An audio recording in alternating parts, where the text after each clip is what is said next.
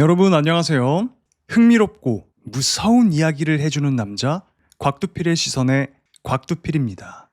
오늘도 준비해온 무서운 얘기가 많으니까 들어보시고 좋아요와 구독 부탁드리겠습니다. 그러면 조명 바꿔서 이야기 시작해 보겠습니다. 자, 이야기 시작하겠습니다. 제목 차에서 뛰어내린 여자친구. 내가 어제 겪은 이야기고 정말 100% 실화야. 듣고 나면 너도 등골이 서늘해질걸? 어젯밤 9시쯤이었거든. 시골 쪽에 사는 친구한테 차 배터리를 좀 가지러 가는 길이었어. 여자친구랑 같이 타고 가고 있었지. 근데 차 안에서 평소처럼 얘기를 하다가 성격 차이로 말이 좀 안 맞아서 다투게 된 거야. 그러더니 갑자기 여자친구가 내려달라고 하는 거야. 근데 거기가 정말 인적도 없고 막 불 켜진 것도 없고 시골 한가운데였거든. 나 당황해서 막 말했지. 아니 이런 데서 내려서 어떻게 집에 갈 건데? 너 정신 나갔어? 그랬더니 여친이 냉정하게 말하더라고. 나 핸드폰 있잖아. 카카오티 부르면 될 거 아니야. 솔직히 좀 어이가 없었어. 아무리 화가 났어도 감정 조절은 좀 해야 되는 거 아닌가? 그래서 나는 그냥 차를 세우진 않고 저속으로 계속 운전 중이었지. 그랬더니 갑자기 차 문을 열고 뛰어내릴 기세인 거야. 그래서 내가 진짜 그만 좀 하고 빨리 문 닫아. 위험해. 라고 했는데 얘가 갑자기 진짜 뛰어내린 거야. 으악! 하는 비명소리랑 무릎이 아스팔트에 퍽 하고 찍히는 소리가 났고 그대로 확 넘어졌어. 너무 당황해서 급하게 유턴을 하고 돌아왔는데 얘가 안 보이는 거야. 어디 간 거지? 싶어서 막 두리번 거리다가 마침 자전거를 타고 지나가는 분이 있어서 물어봤어. 저 실례합니다. 혹시 여기 방금 여자 지나가는 거 못 보셨어요? 그랬더니 그분이 방금 저쪽으로 지나가던데요? 하면서 아까 내가 유턴했던 방향을 가리키더라고. 그래서 차를 몰고 그쪽으로 갔어. 주변은 진짜 칠흑같이 어두워서 차에 라이트가 없었으면 아무것도 안 보이는 그런 수준이었거든. 계속 라이트를 비추면서 찾고 있는데 인도 옆에 어떤 여자가 걷고 있는 게 보이는 거야. 쟤 저기 있었구나. 여친이구나 하고 풀악셀을 밟고 그쪽으로 달려갔는데 이게 점점 가까워지면서 자세하게 보이는데 옷차림이 이상한 거야. 하얀 원피스에 여기저기 찢겨진 머리가 긴 여자. 심장이 멎는 줄 알았어. 이거 사람 아니구나 라는 생각이 번쩍. 그때부터 소름이 확 끼치더라고. 그걸 본 순간 얼어붙어서 한참을 쳐다보고 있었는데 그 여자가 아주 천천히 이상한 각도로 내 쪽을 바라보려고 고개를 돌리고 있었어. 순간 정신을 번뜩 차렸어. 눈 마주치면 안 된다. 눈 마주치면 나 어떻게 되겠구나. 바로 가속하면서 도망치듯 달리는데 그렇게 계속 가다 보니까 또 다른 여자가 인도를 걷고 있는 거야. 근데 이번엔 진짜 내 여친이더라고. 무릎에서 피가 질질 흘리면서 씩씩대고 걷고 있었어. 아직도 화가 안 풀린 얼굴로 말이지. 차를 세우고 자기 빨리 타! 라고 했지.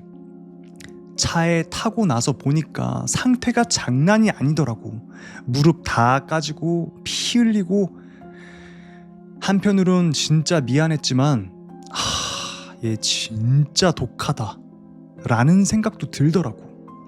그리고 동시에 아까 봤던 그 정체모를 하얀 원피스를 입은 그 여자 생각이 머릿속에서 안 떠나는 거야. 뒤를 돌아봤지만 그 여자는 없었어. 우린 바로 병원으로 갔지. 평소 자주 지나던 길이라서 병원은 금방 도착했는데 다행히 여친은 크게 다치지 않았고 응급처치를 잘 받고 나왔어. 근데 말이야, 그 하얀 원피스를 입은 여자 대체 뭐였을까? 여자친구의 뒤를 따라가고 있었던 건가? 그 상황에 그렇게 딱 나타난 것도 이상하고, 무서워서 이 얘기는 여친한테 말도 못했어. 근데 말이야, 솔직히 아직도 고민이야. 앞으로 이 여친이랑 계속 만나도 되는 걸까? 아니 진짜 아무리 열받아도 달리는 차에서 뛰어내리는 건 그거 보통 멘탈로 못하는 짓이잖아. 아무튼 그날 있었던 모든 일들이 아직도 내 머릿속을 맴돌고 있어. 너 같았으면 어땠을 것 같아? 라는 이야기였습니다. 그러니까 그 하얀색 원피스가 막 여기저기 찢어지고, 그 여자의 정체는 뭐였을까요? 여자친구의 뒤를 계속 따라가고 있었던 걸까요? 그 불 하나 없고 인적 드문 그 길에서 과연 여자친구가 따라잡혔다면 어떻게 됐을까요? 여기서 더 이상한 점은 그 인적 없고 막 불도 없는 그곳에 자전거를 탄 아저씨가 나타났다고 했잖아요. 그 사람의 정체는 또 뭐였을까? 어쩌면 그 둘이 한 팀의 어떤 악귀였을까? 여러분은 어떻게 생각하십니까? 내 애인이 이렇게 화가 난다고 해서 내가 잘못했다고 했잖아, 야 됐어 나 내릴 거야 하고 달리는 차에서 팍 내렸다고 쳐봐. 여러분 그 사람을 계속 만날 수 있을까요? 솔직히 귀신보다 더 무서운 상황 아닌가? 라는 생각이 좀 들기도 했어요.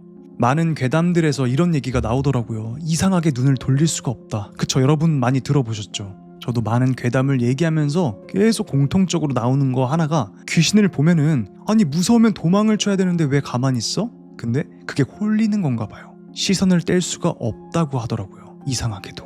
근데 다행히 이 사연의 주인공은 도망을 쳤죠. 지금 이제 그 여자친구랑 계속 만나고 있는지는 궁금하네요. 이어서 가보겠습니다. 자, 다음 이야기입니다. 제목 산길. 내가 너한테 이 얘기 해준 적 있었나? 대학 시절 동아리 친구랑 둘이서 한밤중에 드라이브를 간 적이 있었거든. 그날 갑자기 라면이 너무 땡겨서 무작정 근처 도시 라면집까지 갔다가 돌아오는 길에 산길을 타게 된 거야.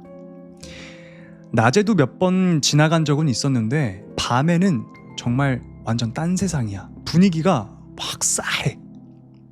내가 운전하고 있었는데 너도 알다시피 내가 좀 겁이 많잖아. 사실 그날 운전하기가 싫었는데 친구놈이 라면집에서 이렇게 술 한잔 했거든. 그래서 나는 어쩔 수 없이 핸들을 잡고 걔는 조수석에 앉아서 가볍게 농담이나 하며 장난을 치고 있었지. 그런데 갑자기 걔가 목소리를 막 낮추더니 이런 말을 하는 거야. 야, 이 고갯길 말이야, 이상한 얘기 엄청 많은 거 알아? 순간 쎄하긴 했는데 막 겁내는 티를 내기 싫어서 아 그래? 그렇구나 하면서 넘겼어. 근데 걔가 그 말을 한 뒤로 한동안 아무 말 없이 고개를 숙이고 가만히 있더라고. 길은 반대편 차량도 한 대가 안 지나가고 가로등은 듬성듬성 있어서 차 전조등 말고는 진짜 아무것도 안 보이는 상태였어. 그러다 눈앞에 갑자기 무슨 사람 형체 같은 게 서 있는 거야. 놀라서 움찔했는데 가까이 가보니까 다행히 그건 그냥 지장보살상이었어. 이상하리만치 큰 게 도로 한쪽에 서 있었거든. 그 타이밍에 친구놈이 다시 입을 열더라고. 야, 내가 무서운 얘기 하나 해줄까? 나는 시작이구나 싶었는데 거기서 내가 또 그만해 라고 하자니 겁나고 있는 게 들킬까봐 자존심이 상해서 그냥 그랬어. 해봐. 그랬더니 갑자기 고개를 푹 숙인 채로 조용히 말을 하더라고. 우리 할아버지가 해준 얘긴데 말이야, 우리 집 정원에 아이가 하나 묻혀 있었대. 언제부터였는진 모르겠는데 정원 구석에 이상한 돌이 있거든. 그 밑에 묻혀 있대. 근데 그 애가 우리 집을 지켜주는 존재라서 늘 화를 내고 있어서 매일 그 돌을 물로 닦아줘야 한다는 거야. 아버지랑 어머니가 매일 돌을 닦았는데 난 그게 믿기지가 않아서 병원에 계셨던 할아버지한테 물어봤지. 진짜냐고. 그랬더니 할아버지가 그게 진짜라고 하시는 거야. 심지어 자신의 증조 할아버지 때부터 들은 얘기라면서 말이지. 이런 얘기를 하는데 나는 운전하면서 듣고 있었는데 솔직히 그 얘기 자체는 별로 무섭진 않았어. 그냥 그런 괴담도 있구나 싶은 정도? 그런데 친구가 계속해서 말하더라고. 그 애는 약간 자식 키와라시 같은 존재야. 복을 주지만 그만큼 무서운 면도 있다고 하더라고.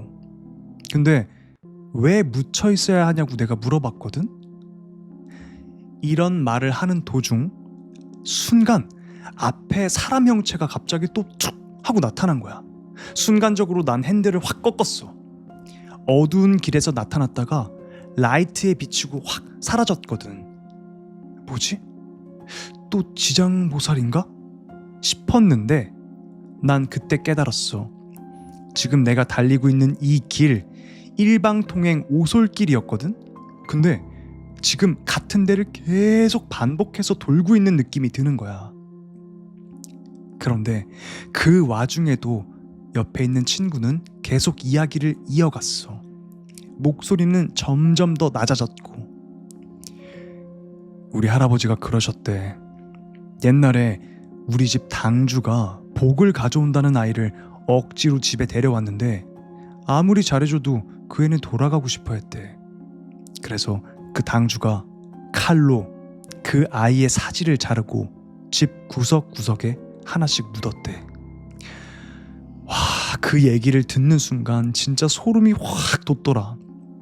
게다가 지금 내가 가고 있는 이 길 왜 이렇게 끝이 안 나는 거지? 분명히 이 고개가 그렇게 긴 길이 아니거든. 그 지장보살도 2개는 없을 건데 말이야. 그때 친구가 중얼거렸어. 그 이후로 우리 집은 잘 되긴 했는데 이상하게 우리 집 애들은 일찍 죽고 집안에서 병이 끊이질 않았대. 그래서 그 돌을 지금도 조심스럽게 닦고 있는 거고, 그 애는 복도 주지만 재앙도 같이 가져오는 존재래. 나는 진심으로 얘가 하는 얘기를 그만 듣고 싶었어. 그래서 야 이제 그만하자. 이거 가도 진짜 길도 못 찾겠고 뭔가 계속 이상해. 친구는 나의 그 말을 듣고도 계속 중얼거리듯 말했어. 그때 할아버지가 주술 하나를 알려주셨거든. 정말 위험한 상황에서만 써야 된다고.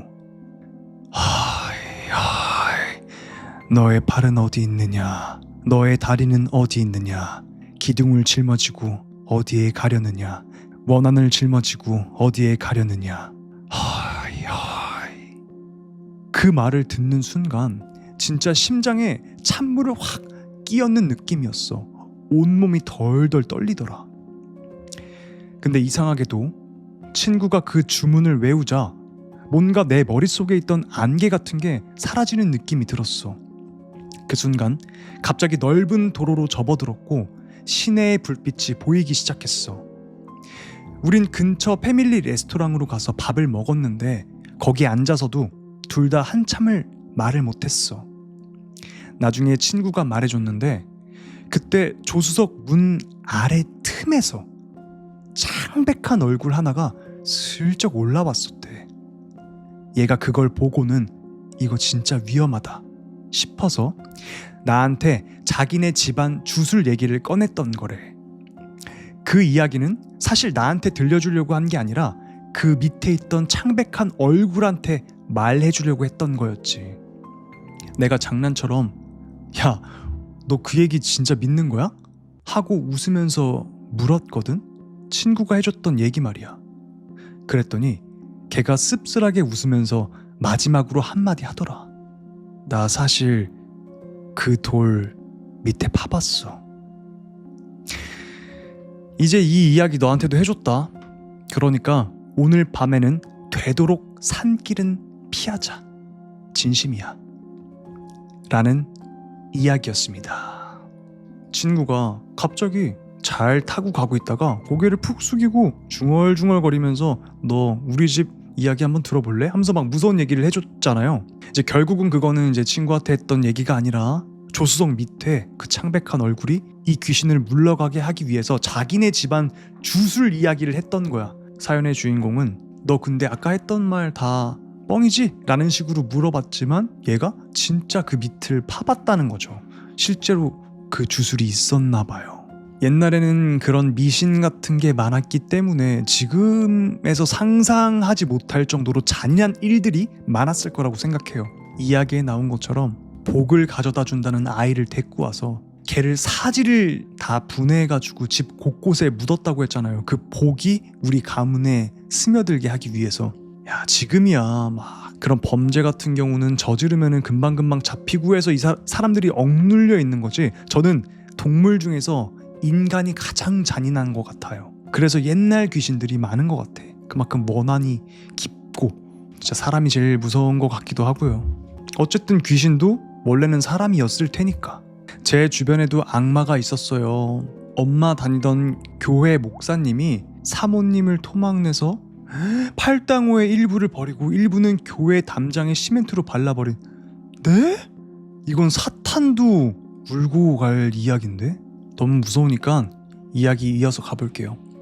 자, 다음 이야기입니다. 제목: 종합병원에서 경비 보안 요원으로 일했을 때 겪었던 이야기. 지금부터 내가 해주는 말 100% 실화야. 지어낸 것도 아니고 농담도 아니고 내가 진짜로 겪은 일이야. 4년 전 겨울이었어. 알바 천국에서 일자리를 찾다가 경비 보안업체에 지원을 하게 됐는데 돌고 돌아서 인천에 있는 어느 종합병원으로 발령이 났지. 내 업무는 단순했어. 2시간마다 병원 순찰을 돌고 주차 안내하고 응급실에서 사고 생기면 바로 제지하는 거. 근데 문제는 순찰 구간이었지. 병원 구석구석에 타임카드를 찍는 장치가 20개나 달려 있었거든. 그걸 2시간마다 전부 찍고 와야 했어. 너무너무 가기 싫은 그런 꺼림칙한 장소도 무조건 들려야 했고, 그리고 병원은 저녁 6시부터 9시 사이에 입원 병동 빼고 모든 출입문을 전부 잠그게 되어 있어. 그것도 우리가 확인을 해야 했고, 그날은 근무한 지 2달쯤 됐을 때였어. 밤샘 근무였는데 진짜 몸이 너무 무겁고 이상하게 지치는 날이었어. 비몽사몽으로 겨우겨우 버티고 있는데 새벽 1시쯤 응급실에서 무전이 오더라고. 정우씨 응급실 입구로 좀 와주세요.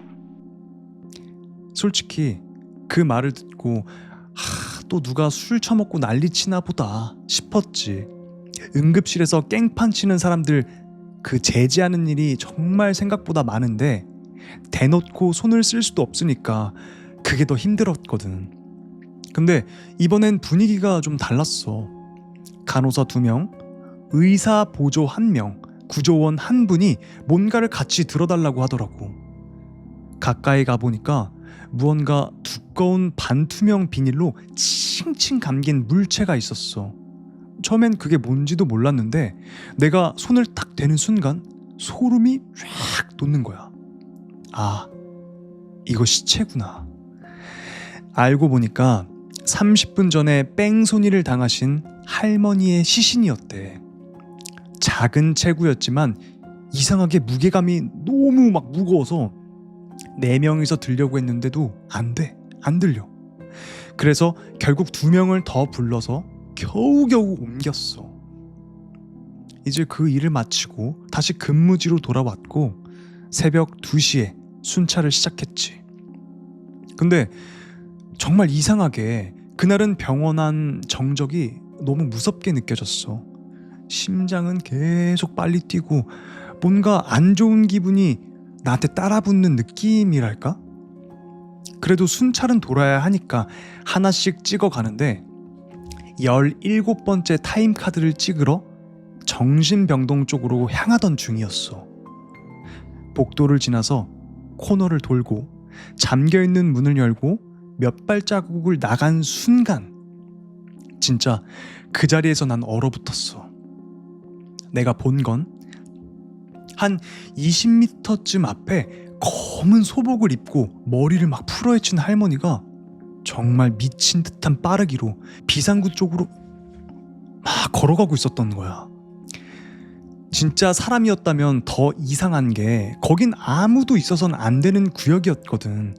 내가 아까 말했잖아. 저녁 6시부터 모든 출입문을 잠근다는 거. 그 구역도 내가 직접 확인하고 문단속을 한 그 구역이었어. 근데 분명히 그 복도에서 그걸 본 거야. 나는 그 자리에서 거의 10분 가까이 얼어 있었어. 진짜 몸이 말을 안 들어.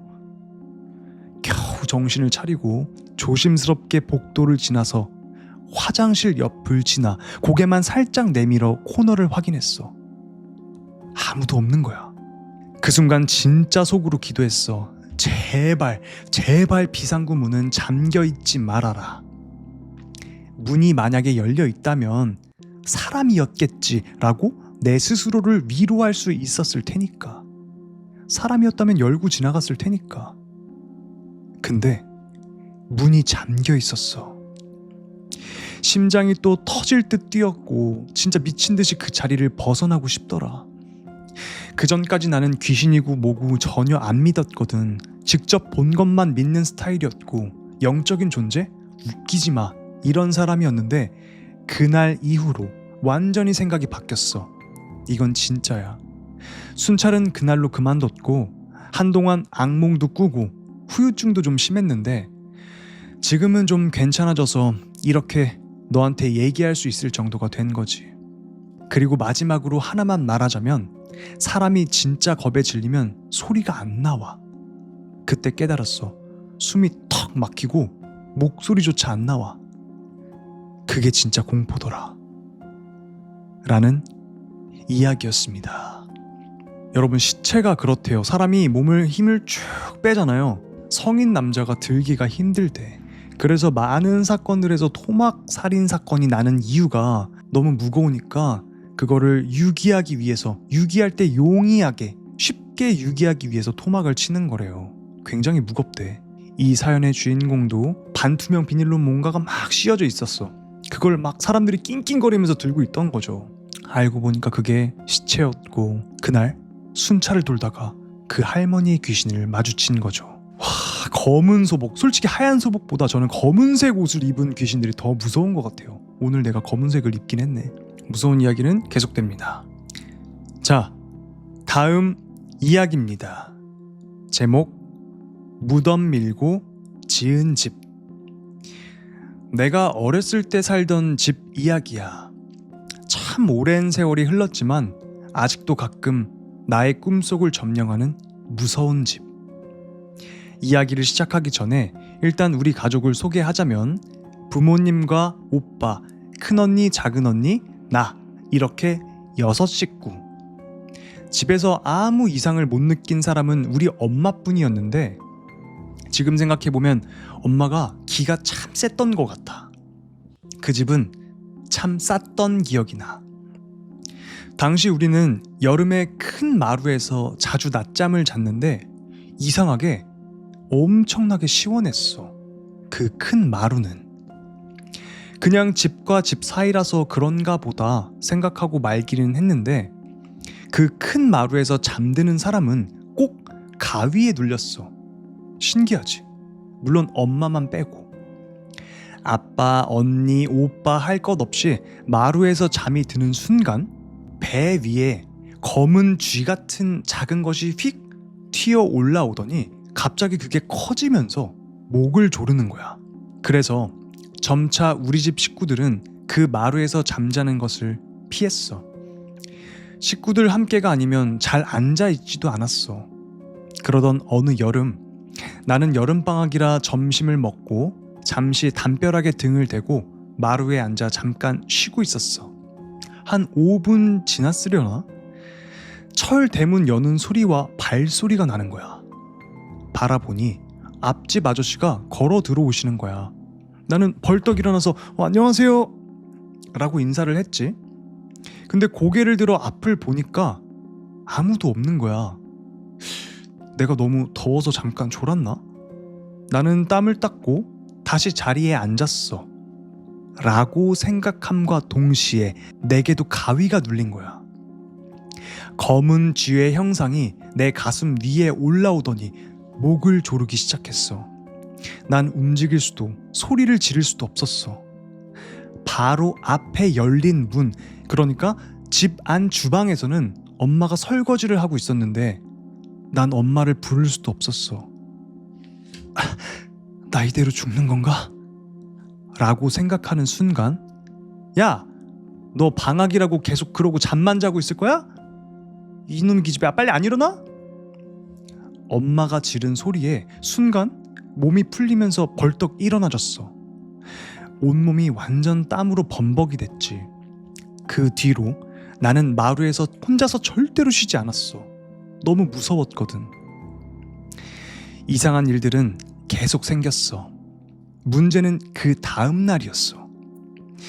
주말에 할아버지 제사가 있어서 엄마와 큰언니는 서울 할머니 댁에 가고 집에는 아빠와 나 그리고 작은 언니만 있었어. 작은 언니는 겁이 좀 많아서 엄마가 안 계신 이유로 안방에서 아빠랑 다 같이 자기로 했어. 그때 일교차가 좀 심해서 낮에는 좀 덥고 밤에는 약간 쌀쌀한 날씨. 저녁에 창문을 열어놓는 것을 잊고 우리는 그대로 잠이 들어버렸어. 몇 시쯤 되었을까? 막 추워서 깬 거야.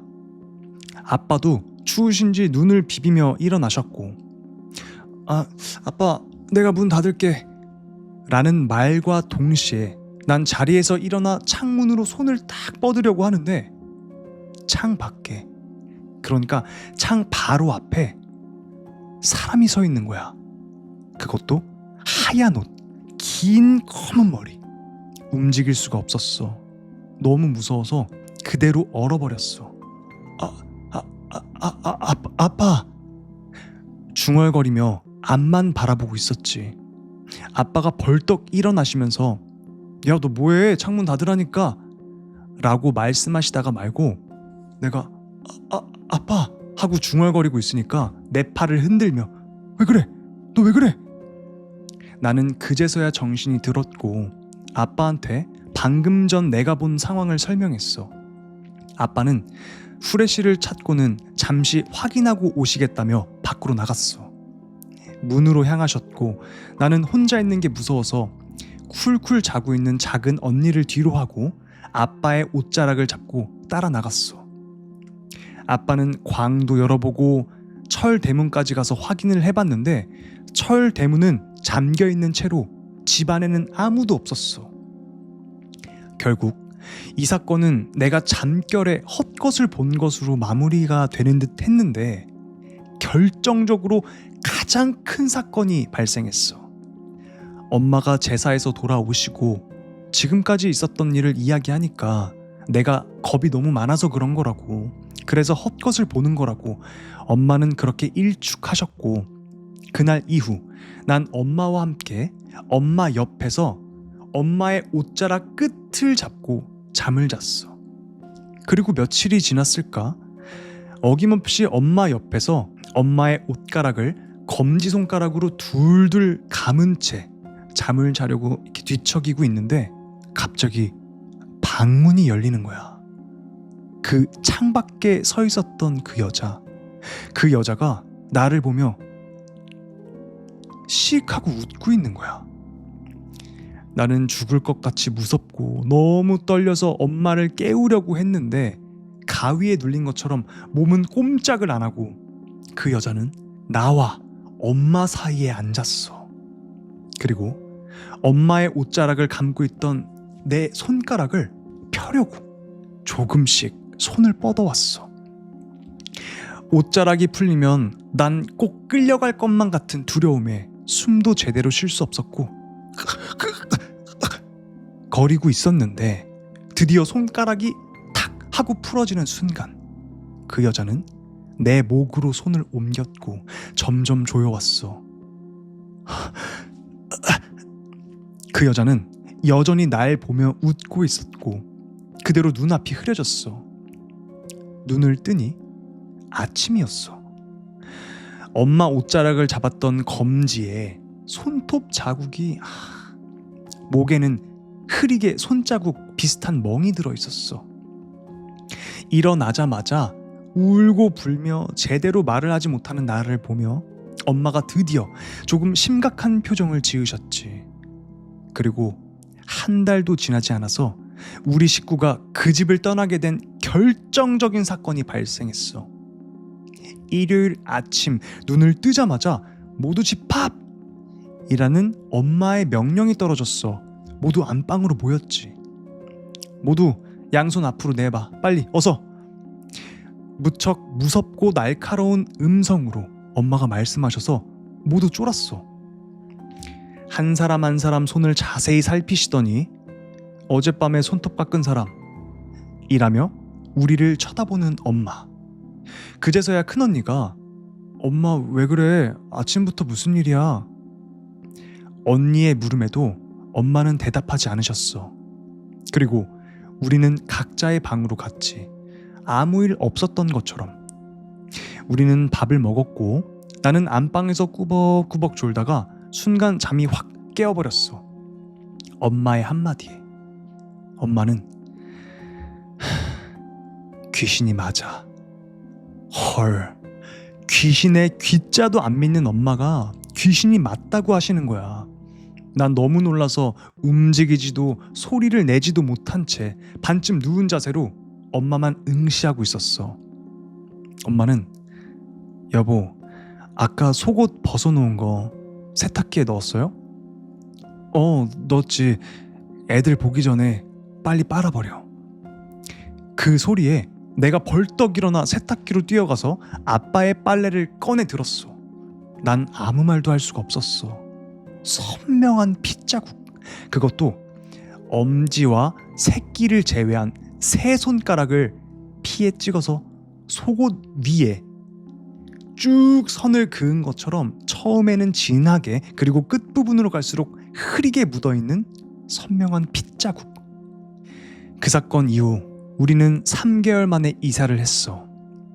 그러고 보니 그 집에서 재산의 거의 반 이상을 잃고 아빠 사업이 부도가 나고 많이 힘들었던 기억이 나.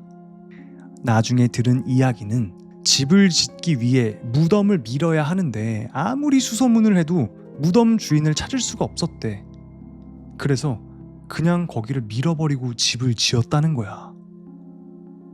그리고 그 무덤을 밀었던 공사하시는 분은 집을 짓는 도중에 사고로 돌아가셨대. 우리가 살던 그 집은 무덤을 밀어버리고 지은 집이었다고 해. 라는 이야기였습니다. 무덤 주인을 찾을 수 없었기 때문에 어쨌든 공사 일정은 잡혔고 그냥 밀어버렸나 봐요. 그리고 거기 위에다 집을 지었으니 안 좋은 게 막 나올 수밖에 없겠죠. 생각해보세요. 누가 내 집을 무단으로 다 부셔버린 거야. 그리고 거기다 집을 세웠네? 그리고 자기들끼리 막 히히덕덕하네? 안 열받겠어요? 나 같아도 열받긴 하겠다. 그쵸? 그러면은 차라리 잘 몰랐다면은 그 무덤의 주인을 찾지 못했더라면 그걸 그냥 다른 곳에 이장을 했으면은 어땠을까? 그러면 지금 같은 일은 벌어지지 않았겠죠.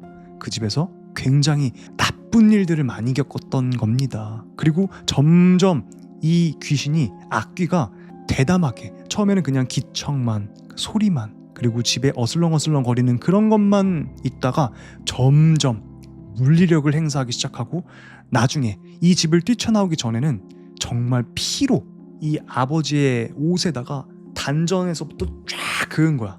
이제 그걸 보고 귀신을 믿지 않았던 어머니가 심각성을 느끼고 이사를 결심했던 거죠. 이거는 귀신의 입장도 이해가 가고 가족의 입장도 참 안타깝기는 하죠. 왜냐면은 이 사연을 모르고 들어왔을 테니까 당한 거지. 그 아까 왜 큰 마루에서 잘 때마다 가위에 눌렸다고 했잖아요. 그 큰 마루 바로 밑에가 그 무덤이 있었던 그 터래요. 거기가. 이어서 가볼게요. 자, 다음 이야기입니다. 제목 고양이 선생님. 이건 동네 잔칫날 형이랑 형 선배한테 들은 이야기야. 형이 고등학교 다닐 때 뭐 딱히 모범생은 아니었거든. 그 형이 친구들이랑 자주 가던 아지트가 하나 있었어. 그게 바로 폐병원이었지. 그 병원이 원래 그 지역에서는 심령 스팟으로 꽤 유명했대. 하지만 형보다 몇 기수 위의 선배들이 먼저 아지트를 삼아서 드나들기 시작한 이후로는 겁주러 오던 사람들도 슬슬 안 오게 되었다고 하더라. 병원 안은 완전 폐허였어. 진찰 도구, 서류 이런 게 다 널브러져 있어서 마치 병원에서 급하게 야반 도주라도 한 것처럼 보였대. 형 말로는 분위기가 진짜 으스스했다고 하더라. 그날도 형은 늘 하던 대로 병원에서 시간을 보내고 있었어. 혼자 복도를 걷고 있을 때였대. 어떤 방 안에서 갑자기 이리로 오세요 라는 목소리가 들렸다는 거야. 형은 누구지? 하고 방 문을 열었더니 그 방은 진찰실이었고 거기 책상 위에 고양이 한 마리가 살짝 앉아 있었대. 형은 어리둥절해서 주변을 둘러보고 있었는데 그 고양이가 거기 앉으시면 돼요 라고 말을 했다는 거야. 그 말을 듣자 형은 왜 그랬는진 모르겠지만 내가 진찰을 받아야겠구나 하는 생각이 들더래. 그래서 의자를 끌고 와서 고양이 앞에 앉았대. 고양이는 형 건강 상태에 대해 이것저것 물었고 형은 정말 성실하게 대답했대. 그렇게 문진이 끝나니까 그 고양이가 그러더래. 당신 말이죠, 턱에 종양이 있네요. 이거 꼭 입원을 해야만 해요. 형은 순간 당황해서 네? 입원은 좀 곤란한데요? 라고 했더니 고양이가 막 의학 용어를 써가면서 계속 입원을 설득했대. 형도 그 말을 들으면서 점점 그런가? 나 입원해야 되는 건가? 입원해야겠다 싶더래. 결국엔 그럼 입원 수속 부탁드릴게요 라고 대답까지 했다는 거야. 근데 딱 그 타이밍에 형 선배가 문을 열고 들어왔어. 선배 말로는 복도를 걷고 있었는데 방 안에서 형 목소리가 들렸대. 처음엔 그냥 혼잣말을 하는 줄 알았대. 근데 자세히 들어보니까 누군가와 대화하듯 말하고 있었대. 근데 형 말고 그 상대방의 목소리는 안 들리는 거야. 그래서 이상하다 싶어서 문을 열었는데 형이 고양이랑 마주보고 대화를 하고 있었고 고양이는 그 선배를 보자마자 깜짝 놀란 듯 그대로 어둠 속으로 튀었대. 형은 그제야 정신이 들었고 내가 고양이랑 대화를 했다고? 하고 완전 멘붕 상태였던 거지. 근데 그날은 별일 없이 새벽에 집에 돌아왔대. 그 뒤로 형은 그 폐병원 가는 게 왠지 찝찝해져서 그 선배랑도 일부러 그쪽은 피하면서 지냈대. 그로부터 반년쯤 후 형이 치통 때문에 치과에 갔는데 엑스레이를 찍다가 의사한테 저 곽두필 씨는 턱에 작은 종양이 있네요 라는 말을 들은 거야. 형은 너무 놀라서 예전에 찍은 사진이랑 비교해달라고 했더니 1년 정도 된 것 같네요 라고 했대. 형은 그때 그 병원에서 만났던 고양이 이야기가 머리를 확 스치더래. 진짜로 턱에 종양이 있었던 거야. 결국 형은 큰 병원에 가서 10일 정도 입원하고 종양 제거 수술을 받았어. 다행히 양성이었고 그 뒤로도 재발 같은 거 없이 건강하게 잘 살고 있어. 형은 그 고양이가 자신한테 경고를 해준 거라며 고맙다고 생각했고 그 후에 고양이 사료를 막 잔뜩 사서 그 폐병원에 놓고 왔다고 하더라고. 근데 말이야, 나는 아직도 찝찝한 게 남아. 그때 선배가 문을 안 열었다면 형은 고양이 설득에 넘어가서 입원을 했을 텐데 그 입원이라는 게 진짜 병원 입원이었을까? 그 고양이는 대체 뭐였을까? 형이 건강하게 잘 지내고 있으니까 뭐 다행이긴 한데 솔직히 나는 그 이야기를 들으면 아직도 등골이 오싹해지곤 해. 라는 이야기였습니다. 이 마지막 말을 듣고 저도 다시 생각하게 됐어요. 처음에는 역시 냥쌤 고양이신 이렇게 생각을 했는데 생각을 해보니까 고양이가 입원을 계속 재촉을 했잖아요. 근데 그 병원은 폐병원이었잖아. 입원을 한다고 했으면 어떻게 되었을까? 과연 어디로 이 사람을 입원시켰을까? 어쨌든 결과는 해피엔딩이어서 다행이긴 한데 무언가에 홀린다는 거는 굉장히 위험한 것 같아요. 애완동물들이 암 같은 거 냄새를 맡고 또 곧 사망할 환자를 안다고 하죠. 근데 이 말 진짜예요. 강아지나 고양이는 후각이 인간에 비해서 몇십 배 굉장히 높은 후각 능력을 갖고 있어서 암의 냄새를 안대요. 암뿐만 아니라 다른 냄새도 잘 안돼. 그래서 이상하게 여러분들의 집에 있는 반려동물이 자꾸 이상한데 자꾸 냄새를 맡아? 와가지고 그러면은 병원을 한번 가보세요. 이상한 게 있을 수도 있어. 물론 내가 안 씻어서 냄새가 나는 걸 수도 있지만 어쨌든 여러분 이야기 재밌게 듣고 계신가요? 그럼 짧은 거 한번 가보겠습니다. 이야기 이어서 가볼게요. 자, 다음 이야기입니다.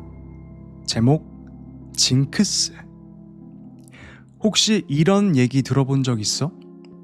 우리나라에선 잘 안 알려져 있는데 일본 뉴스를 보면 가끔 빠찡코 가게 주차장에서 애가 차 안에 있다가 더위에 쪄 죽었다는 사건이 나온대.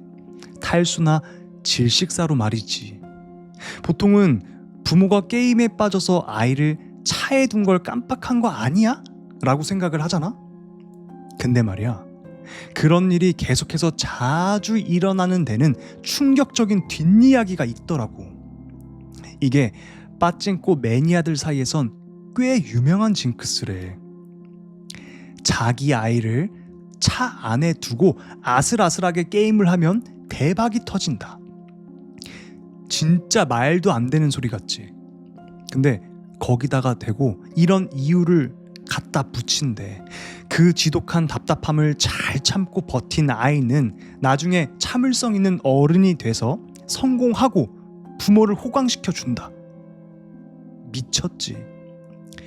결국 대박 터뜨리고 싶어서 자기 자식을 죽음의 위기까지 몰아넣는 거야. 더 무서운 건 뭔 줄 알아? 그게 한 번에 끝나는 게 아니래. 아이가 운 좋게 안 죽고 살아남잖아? 그러면 부모는 얘는 더 버틸 수 있네? 이러면서 또다시 그 짓을 반복한다는 거야. 또 한 번의 대박을 위해서. 웃긴 건 몇 월에는 몇 시까지 괜찮다 이런 식의 노하우가 그들 사이에서 공유된다는 거야.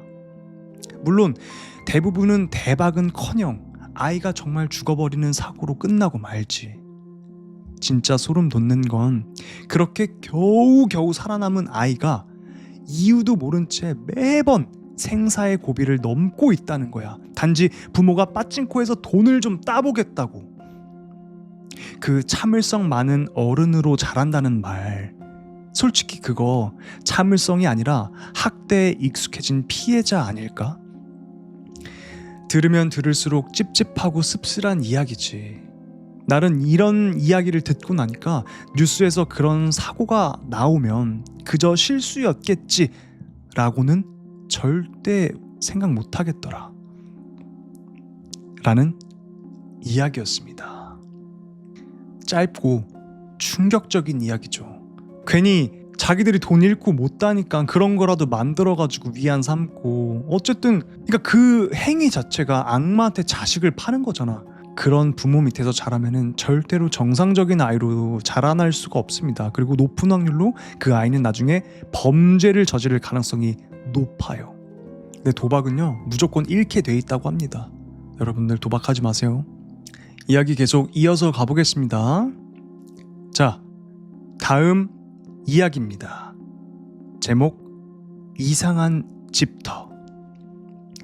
나는 올해로 20대 중후반에 접어든 사람이야. 그리고 죽을 뻔한 경험을 태어나서 한 3번 정도 겪었어. 누구나 흔하게 겪는 일인지는 모르겠지만 이 중에 2번이 한 집에서 일어난 일이고 그것도 단 3년 동안에 모두 일어났던 일이지.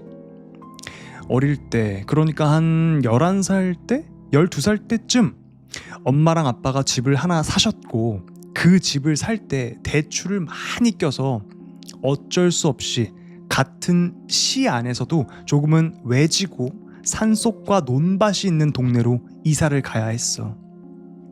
내가 2살 때부터 살아왔고 한 동네에서 계속 있었기 때문에 친구들하고도 헤어지기 싫었고 넓고 쾌적했던 우리 집을 떠나기 싫었지만 갓 10살 지난 꼬꼬마가 무엇을 할 수 있었겠어. 결국은 그 동네로 떠났어. 편의상 곽두동이라고 할게. 처음 곽두동의 집을 간 기억은 와, 이 집 최고다. 어린 나의 기억 속 그 집은 넓은 정원도 있는 다세대 주택이었어.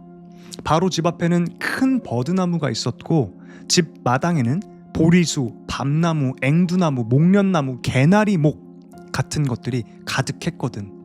꽃도 좋아하고 동물도 좋아하던 나는 그 집이 정말 마음에 들었어. 집주인 내외분도 정말 좋은 분이셨어. 그렇게 곽두동에서의 생활이 시작되었어. 엄마는 곽두동에서 양품점 같은 것을 시작했는데 집에서 약 30분 거리에서 일을 했고 아버지는 택시기사. 나이 터울이 많이 나는 우리 언니는 고등학생, 나는 콧질질이 꼬마였기 때문에 주로 집에 혼자 있는 날이 많았어.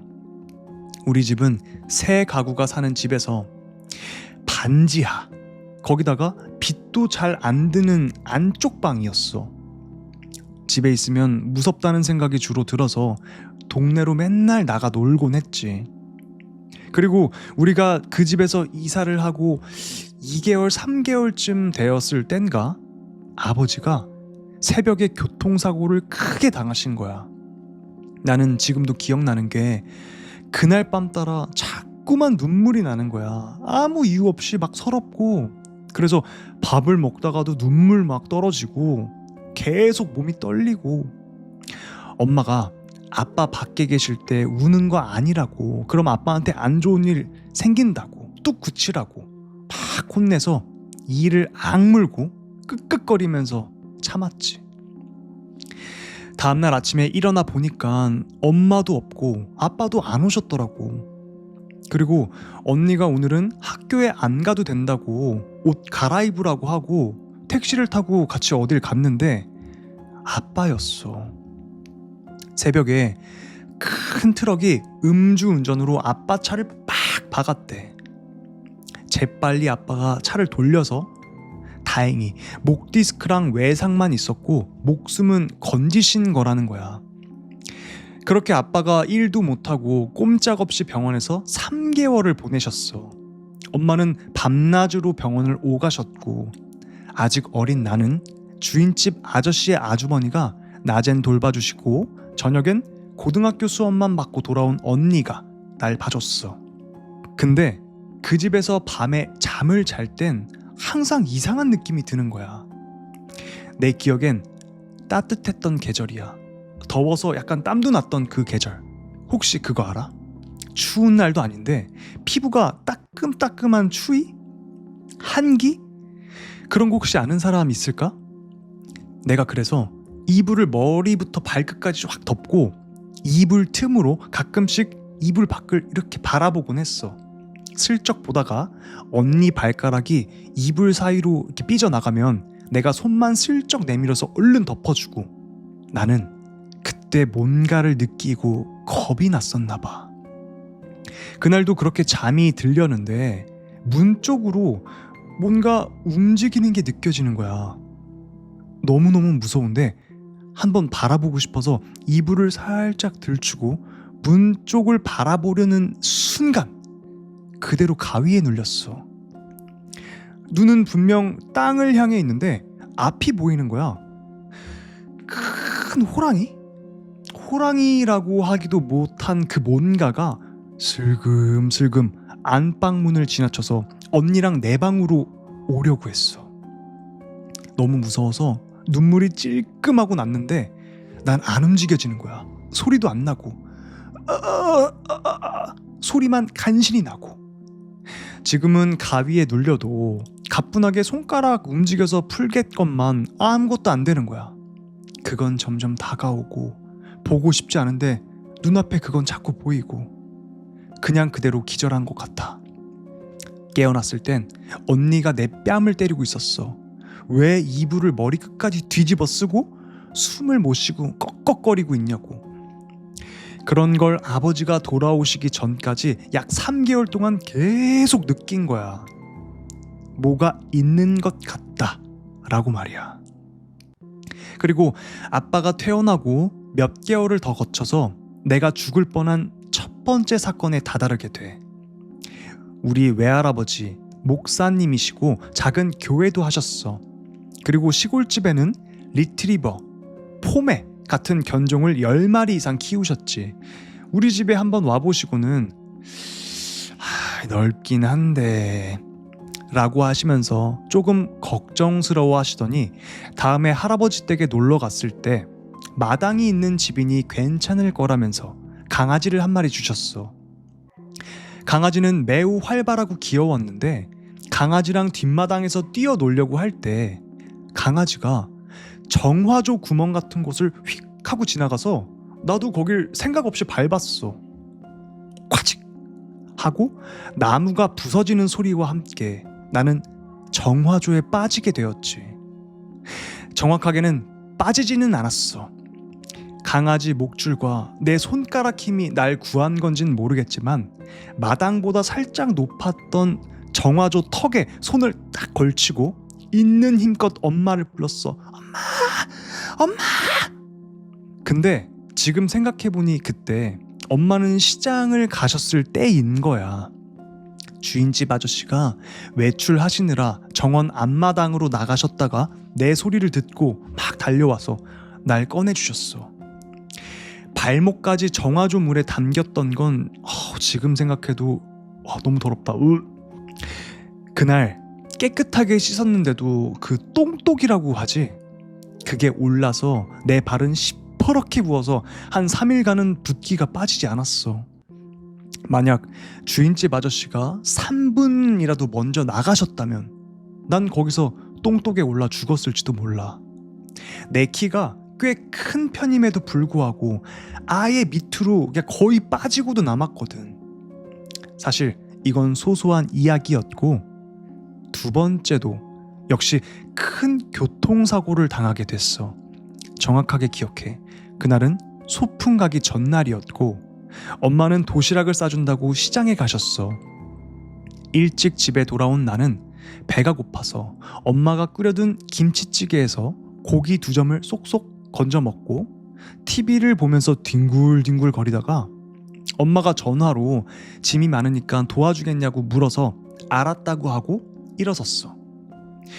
엄마가 절대로 자전거를 끌고 나오지 말라고 하고 걸어오라고 하셨는데 알았다고 하고는 자전거를 타고 집을 나섰어. 엄마가 장 보러 간 동네 마트는 엄마의 양품점 쪽에 있어서 거기를 걷기가 좀 싫었거든. 그리고 가는 길엔 횡단보도가 2개 있는데 우리 동네는 곽두동에서도 매우 외진 곳이라 그쪽은 횡단보도가 신호가 항상 전멸 상태였어. 그 주황색 불만 깜빡깜빡 거리는 거. 나는 좌우를 살펴보고 자전거를 타고 횡단보도를 지났고 그때 15톤가량의 큰 덤프트럭이 쏜살같이 확 내려와서 나를 그대로 빡 친 거야. 횡단보도는 약 5m. 그 짧은 횡단보도를 아무 차도 없음을 확인하고 건넜는데 그 큰 차가 와서 날 친 거야. 나는 한 5m 넘게 자전거랑 뷰 날아서 도로 옆 숲길에 처박혔대. 그리고 눈을 떴을 땐 택시 아니었어. 내가 기절한 거겠지. 그런데 나 그 기절한 동안에 내가 차에 치여서 날아가는 거, 엄마의 전화를 받는 내 모습, 찌개에서 고기를 건져 먹던 내 모습, 이게 한 번에 다 보이는 거야. 그 주마등이라고 하나? 그런 비슷한 느낌. 그리고 깨어나서 나는 꿈을 꾼 거고 아빠 차를 타고 있었구나 하면서 웃으면서 일어나려고 했어. 팔을 짚으려고 하는데 양쪽 팔이 다 부러진 거야. 쇄골뼈도 부러져 있었고 다리도 부러지고 일어날 수가 없는 거야. 당황하면서 엄마, 아빠 나 왜 이래?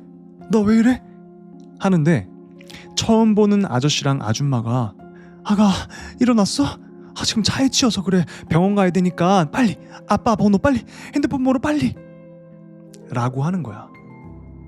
그 와중에도 자전거 타고 나오지 말란 엄마의 말이 생각이 나서 무서워서 말도 못하고 그냥 엉엉 울기만 했어. 가까운 종합병원으로 옮기고 아빠 핸드폰 번호를 알려주고 혼자서 아빠도 엄마도 없이 덜덜 떨고 있는데 그날따라 병원에 죽은 사람도 많고 피하고 살점이 막 튀기는 그런 상황인 거야. 내 옆에 있는 애도 교통사고로 왔는데 발가락을 절단해야 되는 상황이라 마취도 안 하고 막 잘라내고 있어서 바닥에 피가 낭자했어. 애는 계속 비명을 지르고 엄마도 없이 혼자 있는데 말이야. 그리고 나 역시 수술을 해야 된다고 하더라고. 그래서 덜덜 떨고 있었는데 그때 나 이상한 소리를 들었어.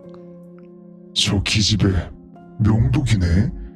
저 정도면 죽어야 정상인데 멀쩡한 게 이상하네.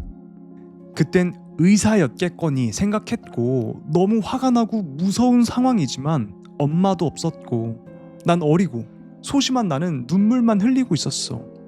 지금 생각해보면 정말 좀 이상했던 게 말이지, 그 시끄러운 응급실 옆에 꼬마는 막 비명을 지르고 있는데 그 수근거리는 소리가 내 귀에 콕 하고 박히는 게 너무 소름 돋는 거야. 수술하지 않겠다고 버티고 아까 몰래 집어먹은 고기 2점 때문에 나는 응급실에서 약 7시간을 더 기다려서 수술을 받게 됐어. 그리고 병원에서 4월부터 12월 중순까지 집에 돌아가지 못했지. 그날 공교롭게도 같은 병원 응급실에서 나까지 4명의 아이들이 차에 치여서 왔는데 한 명은 발가락이 완전히 으스러져서 피부 안쪽부터 썩어가고 있었고 한 명은 그대로 사망, 한 명은 급하게 수술 후 중환자실로 옮겼다가 사망했대.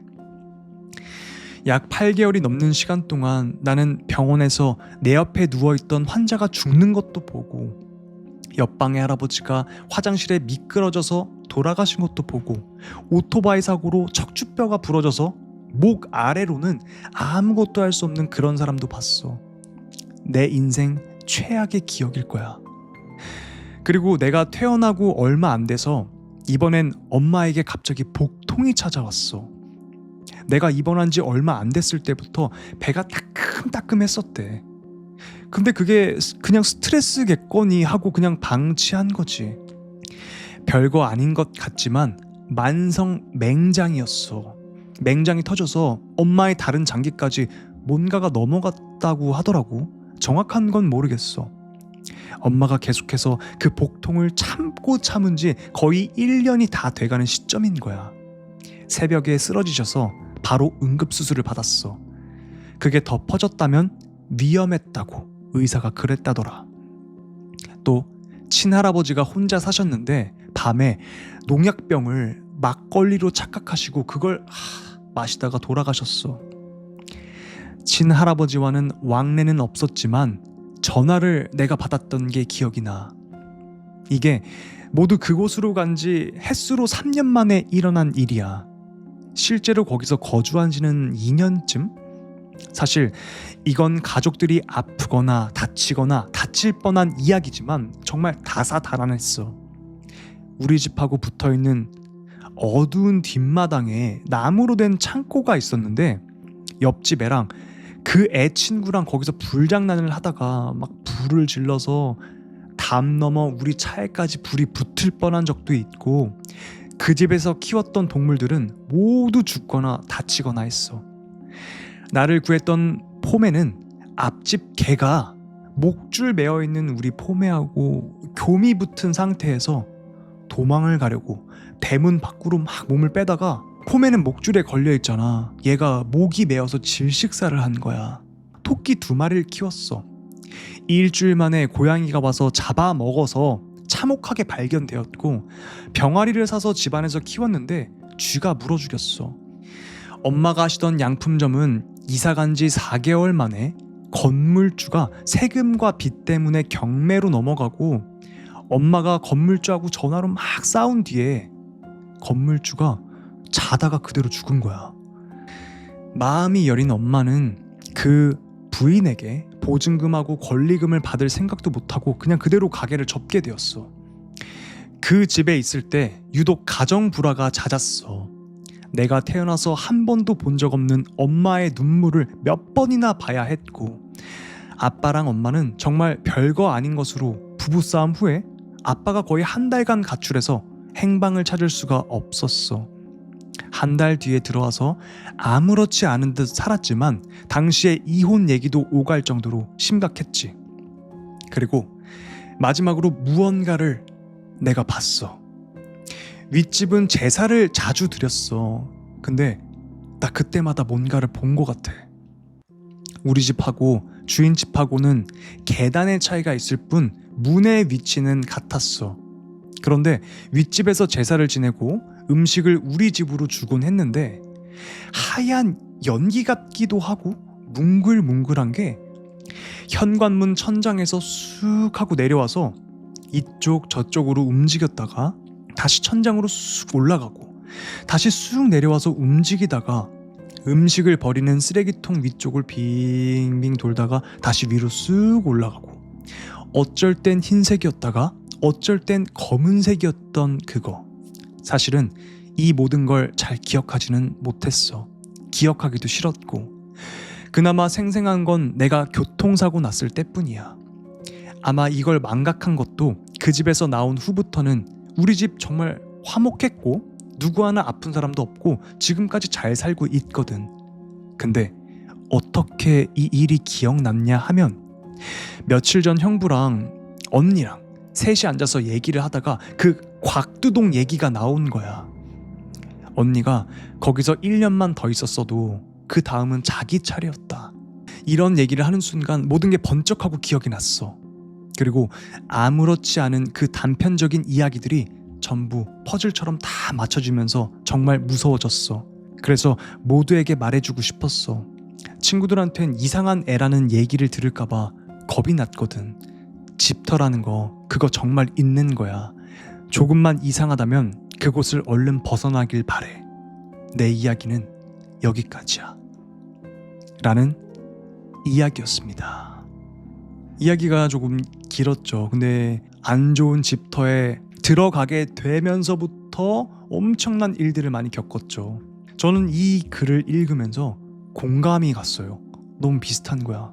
우리 아버지도 그 터 안 좋은 곳에 우리 가족이 갔다가 새벽에 사고가 나가지고 차가 몇 바퀴를 막 팍팍팍팍 굴러가지고 아버지 어깨뼈 다 부스러지고 지금도 쇠가 박혀있고 귀 잘려 나가고 막 그랬었거든요. 그리고 가정 불화, 집터가 안 좋은 곳에 들어가잖아요. 기본적으로 가정 불화가 일어나기 시작합니다. 정말 희한하죠. 우리 집도 그랬었거든. 그래서 제가 말씀드렸다시피 저희 집도 아버지가 따로 떨어져서 나가서 살고 어머니랑 저만 따로 이렇게 산 그런 기간이 있었어요. 지금 이 사연의 주인공처럼. 어쨌든 지금 이 사연의 주인공은 그 곽두동, 그러니까 무슨 동이라고 하긴 좀 그래서 그냥 곽두동이라고 하는 건데 그 곽두동을 벗어나서 다른 곳으로 갔을 때는 화목해졌고 지금은 아픈 사람 없이 잘 살고 있다고 합니다. 여러분들도 정말 조금만 그 집에서 이상하고 자꾸 불화가 생기고 왜 이러지 하면은 이사 생각을 한번 해보세요. 디오리가 할 말이 많은가 봐요. 내려가 있자. 저 디오리 마추카 둥시 어이구. 자, 다음 이야기입니다. 제목 범 이야기 1편. 이건 우리 엄마가 어렸을 때 진짜로 겪었던 일이야. 나도 처음엔 그냥 옛날 얘기겠거니 했는데 여기저기 올라오는 범 이야기들 보니까 갑자기 우리 엄마가 겪은 그때 일도 그런 게 아니었을까 싶더라고. 우리 엄마 지금은 다른 종교를 믿으시는데 어릴 땐 외할머니가 절에 다니셨거든. 엄마 고향이 경북 청송이야. 외할머니가 거기 주황산 국립공원 입구에서 민박집을 하셨어. 근데 거기서 조금만 올라가면 백년암이라는 절이 있어. 민박집이랑 절 사이에 조그만 냇물이 흐르는데 그 위로 돌다리가 놓여 있었대. 얕은 물 위로 돌 몇 개 딱딱딱 놓여 있는 그런 거 있잖아. 그거 건너가면 바로 절이었대. 우리 엄마가 7남매 중 막내였는데 외할머니가 엄마를 유난히 예뻐하셨대. 눈에 잠깐만 안 보여도 어디 갔냐고 막 찾고 뭐든 먼저 챙겨주시고. 엄마가 초등학교 5학년, 6학년 때쯤 됐을 때쯤인가? 어느 날 새벽에 외할머니가 산신각에 불경 드리러 가신다고 하신 거야. 그날따라 엄마가 갑자기 자기도 따라가겠다고 한 거지. 그래서 엄마랑 외할머니랑 둘이 새벽에 같이 절에 갔대. 기도드리고 얼마 안 돼서 집에 가려고 내려오고 있었는데 저 멀리 산등성이 쪽에서 푸른 불빛 2개가 번쩍 하더래. 처음엔 멀리서 번쩍 했다가 금방 좀 더 가까운 위치에서 또 번쩍. 그게 그냥 불빛이 아니라 뭔가 불이 아래로 흐르는 것처럼 보였대. 희한하지. 그 절 주변이 온통 산인데 그게 그냥 나무 많은 산이 아니라 바위산이야. 바위가 많고 날카롭고 되게 험한 산. 가로등 같은 건 없던 시절이니까 엄마는 호야불이라고 그 작은 등불 같은 걸 들고 있었는데 외할머니가 그걸 얼른 땅에 내려놓으라고 하셨대. 뭔가를 보신 거지. 그 불빛 2개가 점점 가까이 내려오고 있었는데 새벽이라 약간 푸르스름하게 날이 밝아올 때쯤 되니까 그 2개의 불빛 뒤로 하얀 몸이 보였대. 처음엔 저거 호랑이인가? 싶었대. 근데 엄마가 자세히 보니까 그 하얀 짐승이 마치 미끄럼 타듯이 산등성이를 따라 샤라라라라라 내려오고 있었던 거야. 눈은 엄마랑 외할머니를 딱 쳐다보면서. 엄마는 너무 놀라서 호랑이다 하고 외할머니한테 말했는데 말하는 그 순간에도 그게 점점 더 가까이 내려왔고 이젠 거의 눈높이도 비슷할 정도로 가까워졌대. 외할머니는 급히 엄마 손을 잡고 산신각 안으로 들어가서 염주를 들고 연보를 막 외우셨대. 엄마는 그때 완전 얼어서 숨도 못 쉬고 바짝 엎드려 있었는데 마음속으로는 지금쯤이면 그게 마당에 도착했겠지? 여기 앞에 있겠지? 이런 생각이 들었대. 실제로 들리는 건 외할머니가 작게 연불 외는 소리뿐이었지만 몸으로 느껴졌대. 그거 지금 여기 있어. 우리 바로 앞에 있어. 하는 그 느낌이 온몸으로 전해졌다는 거야. 그러다가 잠깐 정신 놓고 잠이 들었나 봐. 눈을 떴을 땐 해가 다 떠 있었고 밖으로 나왔을 땐 너무 평온해서 아까 일은 다 꿈이었나? 싶었다는 거지. 그래서 엄마가 외할머니한테 엄마 우리 아까 그거 진짜 본 거 맞지? 그 하얀 호랑이 이렇게 말했는데 외할머니가 그때 처음으로 엄마한테 정말 크게 화내셨대. 그렇게 아끼시던 엄마한테 말이야. 그리고는 앞으로 새벽에 절대 따라 나오지 말라고 호되게 혼내셨고 그날 이후로 외할머니는 절에 다시는 안 가셨대. 세월이 흐르고 엄마가 나중에 더 나이가 들어서 외할머니한테 그때 본 게 혹시 백호 아니었냐고 물어봤는데 외할머니는 그냥 범이었어 라고만 말씀하셨대. 근데 물어가는 범이 아니라 사람 홀리는 범이라면서. 엄마가 이 얘기를 해주시면서 그 이상한 짐승이 혹시 진짜 산의 산신이었는지 아니면 무슨 요물이었는지는 아직도 모르겠다고 하셨어.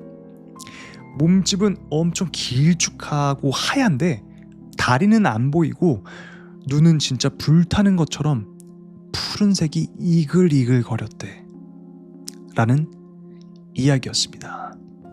장산범 이야기겠죠. 우리가 범이라고 하는 거 있잖아요. 장산범의 그 범은 호랑이 그 범이 아니라면서요. 우리는 그냥 범하면 호랑이가 떠오르잖아요. 근데 그 옛날에는 범이 그 괴물 그 무리들을 다 범이라고 생각을 했다는 말을 들었어요. 제가. 너도 범이야? 어우 무서워. 장산디올이야? 아빠 지금 얘기하고 있잖아. 옛날에 범은 호랑이가 아니라 호신이라고 부른 소리랍니다. 아 그래요? 아 호랑이, 표범 등을 아울러 불렀다던, 그러니까 범이 그 다 아울러 불렀다는, 맞아 그런 말을 들었습니다. 이 디올범 이거 안돼. 범은 산군이라고도 합니다. 아. 자 다음 이야기입니다. 제목 범 이야기 2편. 우리 외할머니가 실제로 겪은 이야기를 해줄게. 올해가 연세 93세시거든. 꽤 연로하시지. 근데 지금도 진짜 정정하시고 건강도 또래분들 중에서는 아주 좋은 편이셔. 집안에 잔칫날 있으면 소주 한 병쯤은 거뜬히 드시고 노래도 잘 부르시고 기억력도 무서울 정도로 정확하셔. 몇 년 전에 있었던 일도 다 기억하시니까 정말 놀라워. 각설하고 내가 초등학생 때부터 고등학생 때까지 할머니가 가끔 진짜 무서운 이야기 하나를 들려주셨거든.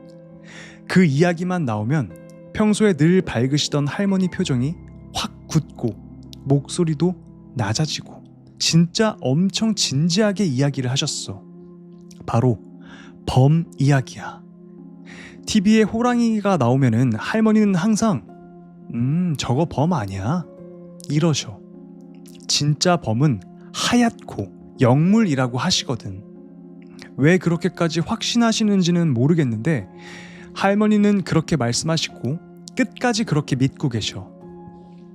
할머니는 1930년대 말 20대 초반 시절에 북한 황해도에서 사셨대. 그때 이미 결혼하신 상태였고 6.25 때 가족들과 함께 월남을 하신 거지. 그 시절 이야기야. 어느 날 동네 친구분들하고 산에 고사리를 캐러 가셨는데 평소에 가던 산 말고 더 깊은 산에 가면 고사리가 더 많다 라는 친구의 말을 듣고 그쪽으로 간 거야. 그렇게 다들 뭉쳐서 산을 한참 올라가서 나물도 캐고 고사리도 진짜 잔뜩 땄대. 사람 넷이서 광줄이랑 보자기를 가득 채울 정도로. 그리고 점심이 돼서 산 꼭대기 부근 바위에 앉아 싸왔던 점심을 같이 먹었대. 보리밥에 된장, 오이김치 뭐 그런 거였다고 하더라고. 할머니가 그때 당시의 일을 정확하게 기억하셨어. 근데 문제는 물이 부족했다는 거야. 사람은 넷인데 물은 겨우 2사람이 목만 축일 정도? 특히 한 친구가 엄청나게 목이 말라 했대. 그 친구가 계속 야 나 너무 목마르다 하고 힘들어 했지. 산 꼭대기 근처라 물이 있을 리가 없었고 날씨는 점점 흐려지고 바람도 불고 비가 올 것 같으니까 그냥 얼른 내려가자고 했대. 내려오다가 갑자기 어디선가 졸졸졸졸졸졸 맑은 시냇물 흐르는 소리가 들리는 거야. 4명 모두 똑같이 들었대. 진짜로. 그래서 야 저기서 물소리 난다. 얼른 내려가서 물 마시자 하고 다 같이 그 물소리 나는 방향으로 계곡을 찾아 내려갔대. 근데 아무리 내려가도 계곡이 안 보이는 거야. 물소리는 들렸다 말았다 하고 계속 어딘가에 있는 것 같은데 안 나타나는 거야. 결국 너무 지쳐서 그냥 다시 원래 길로 내려가자고 하던 찰나 갑자기 어디선가 안광이 비치더래. 할머니 표현으로는 허연 안광, 마치 자동차의 서치라이트 같은 느낌이었대. 2개의 불빛이 위쪽 길목에서 아래를 굽어보고 있었대. 그때 그걸 본 거지. 할머니는 말로 묘사하시길 하얀 솜털 같은 털로 막 덮여있는 어떤 존재였다고 했어. 멀리서 보기에도 그 털이 곱고 정말 말 그대로 너무 고운 느낌이었대. 사람은 확실히 아닌데 또 완전 짐승 같지도 않다고 하셨어. 그 존재가 서 있는 채로 아래를 내려다보고 있었고 입으로 추정되는 곳에서 시냇물 소리 같은 걸 냈대. 졸졸졸졸졸졸졸. 호랑이처럼 막 으르렁 막 이런 게 아니라 그냥 계속 계곡 흐르는 소리만 내고 있었대. 진짜로 입을 벌리고선 졸졸졸졸졸졸졸 그 소리만 듣기만 해도 소름 돋지 않아? 그걸 본 4명은 각자 들고 있던 모든 걸 다 던져버리고 도망쳤대. 광줄이고 보자기고 뭐고 그냥 온몸이 긁히는 것도 모르고 정신없이 산을 내려왔대. 막 뛰어 내려오다 보니까 마침 산 중턱에 약초꾼들이 쓰는 임시 오두막 같은 게 있었고 그 안으로 미친 듯이 도망쳐서 들어갔대. 그 방엔 작은 불상도 있고 염주도 있고 말린 약초 냄새가 코를 찌를 정도로 확 났대. 거기 문을 걸어 잠그고 숨죽이고 그렇게 있었는데 그 졸졸졸졸 하는 소리가 계속 들려왔어.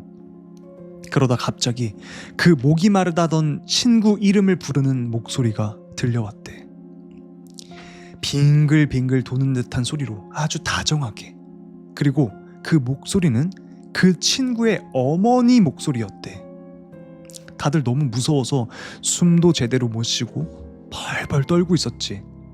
그러다가 소나기처럼 비가 싹 쏟아졌고 어느 순간 그 소리도 멈췄고 다들 잠깐 정신 놓고 오두막 안에서 잠이 들었는데 새벽에 깨보니까 그 아까 목이 마르다고 하던 친구 걔가 사라지고 없는 거야. 아무리 찾아도 끝내 못 찾았고 마을에 내려가니까 난리가 났지. 일본 순사들도 10몇 명이나 와서 막 조사하고 뒤졌는데 시신조차 발견을 못했대. 그 이후로도 할머니는 이 이야기를 종종 하셨어. 독백처럼 혼잣말로 하실 때도 있고 누가 옆에 있으면 진지하게 아주 조용한 목소리로 범은 그런 거야.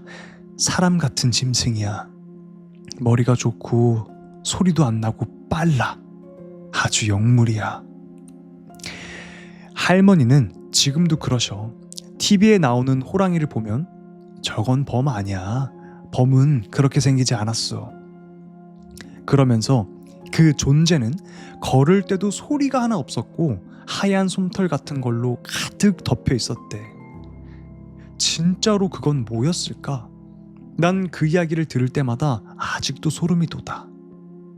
라는 이야기였습니다. 이번 이야기도 이 할머니가 직접 목격하신 장산범의 이야기죠. 장산범의 특징 뭐가 있는 줄 아세요? 일단 다들 말하기를 털이 하얗대. 하얗고 곱대. 그리고 안광이 부리부리. 그리고 묘사, 그러니까 소리를 따라하는 거를 너무너무 잘한대요. 그래서 사람을 홀린대잖아요. 비단 어떤 아이의 엄마 목소리뿐만 아니라 시냇물이 졸졸 흐르는 그런 소리마저 그걸로 꿰어내는 거예요. 장산범이 제가 알기로는 그 경상도 쪽에 있는 장산이라는 데가 실제로 있다면서요. 거기서 출몰을 하기 때문에 장산범이란 이름이 생긴 거고, 그 몇 년 전에 어떤 학생이 학교에서 찍은 뭐 그런 동영상이 화제가 된 적이 있었어요. 뭐 하얀 물체가 산을 막 번개처럼 팍팍팍 내려오는 거 실제로 찍혀가지고. 근데 그게 장산범인지는 잘 모르겠지만 어쨌든 또 특징 중에 하나가 이렇게 호랑이 그 고양이과 짐승들은 이제 주둥이가 이렇게 나와 있잖아요. 근데 걔들은 사람처럼 이렇게 들어가 있고, 하여튼 짐승도 아니고 사람도 아닌 것 같은 그런 외형을 가졌다는 거예요. 그리고 속도가 굉장히 빠르고 봉산 탈춤 출 때 나오는 하얀 호랑이 탈이 장산범이라는 소리도 있어요. 아, 그 하얗고 막 얼굴 막 불그스름하고 눈 크고 그게 그럴 수도 있겠네요. 그거는 약간 호랑이의 외형이라기보다는 이질적인 모양이니까 그게 장산범이었으면 말이 된다. 그러니까 그런 거죠. 일본의 갓파 같은 느낌인 거죠. 걔도 요괴잖아. 여러분 왜 애니메이션의 가파 아시죠? 여기 머리에 탈모 있어가지고 머리 주변에만 있고 거북이 등딱지 해가지고 왜 개구리처럼 생겨가지고 시냇물이나 강가에 있는 그 요괴, 일본 요괴. 근데 걔가 굉장히 우스꽝스럽게 애니메이션에 나오는데 실상은 굉장히 잔인한 애래요, 그 요괴가. 나중에 제가 요괴 특집으로 그런 거 한번 다뤄보겠습니다. 이건 번외 이야기인데 여러분 혹시 UFO를 본 적 있으세요? 제가 자꾸 막 괴담 얘기하고 막 이래가지고 쟤는 저런 얘기를 하니까 그런 말을 하는 거다라고 말씀하실 수도 있는데, 저는 UFO를 아버지랑 진짜 봤습니다. 목격을 했습니다. 아버지랑 밤에 아파트 살 때였어요. 슈퍼를 가는 길이었나 봐. 가물가물한데 둘이서 이렇게 걷고 있었어요. 주차장, 그 아파트가 이렇게 디귿자로 이렇게 있고 거기 안에 가운데 주차 이렇게 있고 상가는 이쪽에 있어서 상가 쪽으로 걸어가고 있었는데 조용해요. 밤이어가지고 조용해. 새벽이었나? 아무튼 어두울 때였어. 그래가지고 그냥 이렇게 고개를 올려다 봤어요. 근데 달이 크게 떠 있는 거야, 보름달이. 그래가지고 되게 크다 이렇게 생각을 하다가 봤는데 달이 또 있네? 뭐야? 다시 밑을 봤어요. 근데 그 큰 달이라고 생각했던, 보름달이라고 생각했던 그 동그란 물체가 이렇게 있더니 그냥 옆으로 씩 지나가는 게 아니라, 여러분 브랜드 나이키 알죠? 이렇게 돼 있는 거 알죠? 니은자로. 그게 이렇게 니은자로 이렇게 하더니 슈 가는 거예요. 그냥 일직선으로 가는 것도 아니야. 이렇게 휙 나이키로. 근데 웃긴 게 굉장히 가까웠다는 느낌이 들었거든요. 아니면 굉장히 컸거나. 근데 소리가 하나도 안 나. 소리가. 저는 그걸 실제로 목격하고 나서 뭔가가 있겠구나. 근데 그게 꽤 오래전 이야기예요. 성인이 되기 전이니까 굉장히 오래전이야. 그때는 막 드론 같은 거 그런 거 없었잖아요. 이건 드론일 수가 없어. 드론이어도 소리가 나잖아요. 아파트 단지에 새벽녘이니까 조용하잖아. 아빠랑 둘이 걸어가고 있었는데 그래, 그게 일직선으로 가면은 뭐 위성이 떨어진 거거나 뭐 해성이 떨어진 거거나 그럴 수 있어요. 근데 이제 그 물체에 꼬리도 없었고 그냥 둥근 물체가 큰 게 나이키를 딱 그리면서 샤. 근데 소리가 없어. 지구상에 있는 해변들 있죠. 거기에 모래 알갱이를 모두 합친 것보다 더 많아요, 별들이. 근데 그 많은 별들이 있는데 과연 지성체가 우리밖에 없을까? 라고 생각하는 건 굉장히 오만한 생각이라고 전 생각을 해요. 분명히 있을 것 같아요. 물론 인간보다 수준 이하인 것들도 있겠지. 지성체 중에는 분명히 있을 거라고 생각을 해요. 근데 막 비행선을 타고 오고 막 그런 것까진 잘 모르겠어. 근데 분명히 다른 생명체는 있다고 생각을 합니다. 파피용이라는 책이 있습니다. 이제 그거를 읽으시면은 저처럼 이런 외계 생명체, 막 우주인, UFO 이런 거를 흥미있어 하시는 분들은 그걸 보시면은 우와 이러실 거예요. 그래서 시간이 남으실 때 파피용이란 책은 진짜 꼭 한번 읽어보세요. 굉장히 재밌습니다. 다음 이야기 시리즈고요. 1편, 2편 나눠져 있는데 좀 흥미로운 이야기입니다. 여러분 들어보시면 재밌으실 거예요. 집중해서 들어봐 주세요. 자, 다음 이야기입니다. 제목 무당이 될 뻔한 이야기 1편. 내가 무당이 안 되도록 도와주셨던 그분에 관한 내 어린 시절 일화야. 나는 무당 말고 철학 공부 그쪽을 좀 더 믿는 편이야. 어릴 때부터 우리 집안에 묘 이장이랑 이런저런 집안일을 봐주시는 분이 계셨는데 그분이 그냥 철학관에서 보는 명리 말고 어떤 분야에 대한민국에서 세 손가락 안에 드는 그런 분이셨거든. 그분이 나 월간 봐주시는 걸 봤는데 막 한문으로 독특한 순서로 글을 막 자리에 놓으면서 내 운을 살피는데 여태 한 번도 못 본 순서로 한자들을 막 나열하고 내 운을 뽑더라고. 신기해서 다른 역술가나 무속인이 뽑는 걸 봤는데 이분처럼 이렇게 신기하게 뽑는 거를 한 번도 못 봤어. 우리 할아버지도 말씀하셨어. 앞으로도 이렇게 운을 뽑는 사람을 못 볼 거라고. 아무나 쉽게 사주 봐주고 그런 분도 아니고 그냥 산속에서 약학하고 공부하고 그러시는 분인데 작은 삼촌이 사고 쳐서 나 아기 때 외할머니가 3천만 원을 몰래 은행에서 찾아왔는데 그걸 도둑 맞은 거야. 그걸 어디다 말도 할 수가 없는 거지. 알면 난리가 나니까. 근데 그분이 그러셨대. 며칠 날 동쪽으로 가면 시장이 있는데 거기에 몇 시에 있으면 누가 나타날 거라고. 결국 그 말대로 그 도둑을 잡고 우리 할머니 외삼촌은 해피엔드였지. 아직도 우리 집 일 봐주시면서 연락이 오는데 며칠 날 몇 시에 어느 쪽으로 차를 끌고 가지 말라고 하면 100% 그쪽에서 사고가 나. 뉴스에 나오는 몇 중 추돌 사고 이런 게 아니라 차 박고 막 다치고 이런 거. 무당이 영적으로 보는 게 아니라 철학 공부로 사주로 그걸 뽑아내는 게 난 여전히 너무 신기해. 근데 공포 경험이니까 내가 제일 소름 돋았던 이야기를 해볼게. 나도 예전부터 촉은 참 좋았어. 나는 사학 이런 데 관심이 많았어. 그냥 관심이 아니라 아예 진로를 그쪽으로 하고 싶을 만큼. 내 성적이 엄청 좋았거든? 그래서 집안의 기대를 받고 막 그랬는데 역사로 대학을 가겠다고 하니까 집안이 난리가 난 거지. 그래서 대학을 간다 막 안 간다 싸우고 몇 년을 시간 낭비하다가 엄마의 뜻대로 엄마가 원하는 곳으로 갔는데 아직도 역사의 미련을 못 버리고 막 그랬어. 역사 쪽으론 인맥도 있고 그래서 그쪽 답사하는데 넉살 좋게 잘 따라다니고 논문 찾아서 읽고 막 그러면서 혼자 대학원을 역사 쪽으로 준비하고 그랬었는데 그때 나는 나와서 살 때였어. 한 번은 답사를 따라갔다가 나 혼자 그 주변을 둘레둘레 혼자 돌아다녔어. 그러다가 산속 어디 으슥한 데를 갔었는데 거기 낡은 건물이 하나가 있더라고. 근데 이상한 거야, 느낌이. 그래서 금방 나왔는데 그날 이후로 내 몸도 막 이상해졌어. 그냥 가만히 있어도 등골이 싸고 머리 끝부터 손 한가운데 발바닥 한가운데 무릎 전부 막 찌릿찌릿하고 입맛도 없고 예민해져서 강의실 저 끝에서 소근소근 하는 소리까지 내 귀에 또렷이 들리고 잠을 자면 꿈속에 어떤 못된 여자 애기가 내 등에 엎여서 막 절대 안 떨어지고 그러는 거야. 증상은 나날이 갈수록 더 악화되어서 고열해. 두드러기 증상도 막 일어나고 맨날 다 토하고 기력이 하나도 없었어. 계속 눕고만 싶고 막 잠들락 말락하면 이상한 여자 애기랑 할머니가 나한테 말 거는 소리가 들리고 한여름에도 추워서 겨울옷을 껴입고 다니고 잠이 들면 여자 애기가 나한테 붙어서 안 떨어지려고 하고 꿈에서 정체 모를 시커먼 게 나한테 자꾸만 달라붙으려고 하고 그랬었어. 그래서 본가로 내려왔어.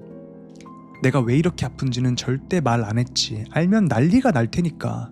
집에 와서 쉬면 좀 나을 줄 알았는데 시간이 지나면 지날수록 더 끙끙 앓고 내가 잠들면 헛소리도 하더래. 난 기억이 없는데 말이지. 엄마가 나 잠들었을 때 옆에서 근데 내가 지갑을 어디다 뒀더라? 하면서 찾으면 내가 갈라진 목소리로 장롱 코트 속 봐봐 라고 하더래. 난 엄마 지갑을 본 적도 없어. 그런 일이 몇 번 있었어. 여름이라 누가 참외, 수박 서리를 해가고 그랬는데 다들 그때 동네로 놀러온 외지인들을 의심했거든. 정황상 누가 봐도 그 사람들이었고. 근데 내가 자면서 그러더래. 그거 동네 꼬마들이 그런 거야. 신기한 게 정말 나중에 잡고 보니까 그 동네 애들이 그랬던 거였어. 이런 일들이 여러 번 있고 자꾸 이렇게 이상한 증상을 보이니까 엄마는 맨날 울고 할머니는 신병 같으니까 여기저기 용하다는 무당을 다 찾아다녔대. 다들 하는 말이 내가 신을 받아야 한다는 거야. 내가 답사를 따라갔다는 말을 절대 안 했거든. 근데 거기 무당들이 용하기는 용한지 내가 가지 말아야 할 곳을 따라가서 그래서 애가 아픈 거다 라고 했다는 거야.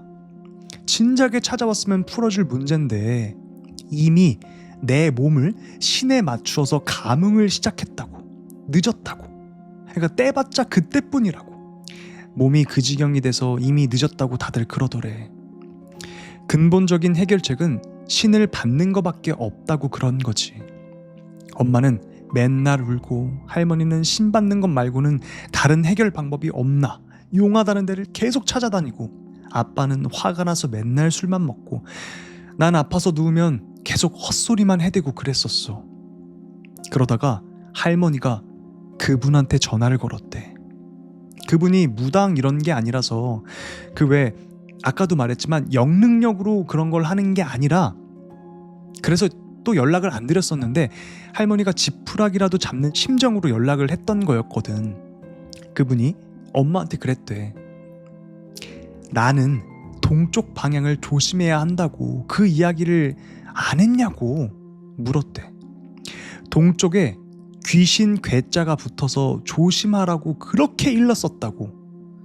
그러니까 내가 아픈 이유였던 거지. 그러면서 그분이 나를 데리고 오라고 그랬대. 올 때 팥이랑 콩이랑 조, 수수, 김을 꼭 나를 데리고 다니면서 한 대씩 사서 오라고. 그래서 아픈 나를 이끌고 시장을 돌아다니면서 장을 보고 간단한 여벌 옷 몇 벌을 챙겨서 가지고 갔어. 우리 할머니는 혹시나 내가 신을 받아야 할까봐 가장 걱정했었거든. 그래서 그분한테 대뜸 내가 신을 받아야 하냐고 물었었어. 그랬더니 그분이 그럴 일 없다고 안심하라고 했어. 그날부터 그분 암자에서 할머니랑 셋이 생활했는데 다른 무당들처럼 막 이상한 굿 같은 걸 하고 그런 것도 아니었어. 그냥 템플스테이? 아침에 일어나면 같이 밥 먹고 아침 저녁 예불 드릴 때 옆에서 듣고 절할 때 같이 절하고 그런 거 말고는 별다른 의식도 없이 그냥 지냈어. 뭐 특별히 뭐를 해라 뭐 하지 마라 그런 말도 없이. 그렇게 법당 옆에서 난 자고 그랬었는데 내가 자는 방 내 모퉁이에 우리가 사온 그 곡물들하고 김하고 섞은 주머니를 놓고 하나를 내 베개맡에 놓았는데 한 며칠 자니까 이상한 꿈을 꾸었어. 꿈속에서 어떤 남자 애기가 나한테 뭘 하더니 내 몸에 붕대를 막 칭칭 감아줬어. 그리고 나서 얼마 안 있다가 그 붕대를 푸니까 막 내 온몸에 상처들이 보이는 거야. 몸속에서 이상한 벌레들이 나오면서 상처에 딱지가 떨어지고 새살이 돋아나고 막 그러더라고. 처음에 거기 갔다 오고 나서 몸이 찌릿찌릿했던 게 이거랑 관련이 있는 것 같았어. 그런데 유독 허벅지 밑에 종아리 쪽은 아직도 상처가 그대로고 꿈속에 그 애기가 시간이 좀 더 필요할 것 같다고 다시 붕대를 막 감아주고는 꿈에서 깼어. 그리고 다음날 아침 먹으면서 그 얘기를 했더니 그분이 원래 내 몸에는 안 좋은 영이 3개가 들어왔대. 그 못된 여자 애기랑 할머니 그리고 할아버지의 혼이 들어왔는데 그 할아버지가 사실 가장 지독한 거라서 안 떨어지려고 하는 거라고 그러더라고. 그 후에도 거기서 난 비슷했어.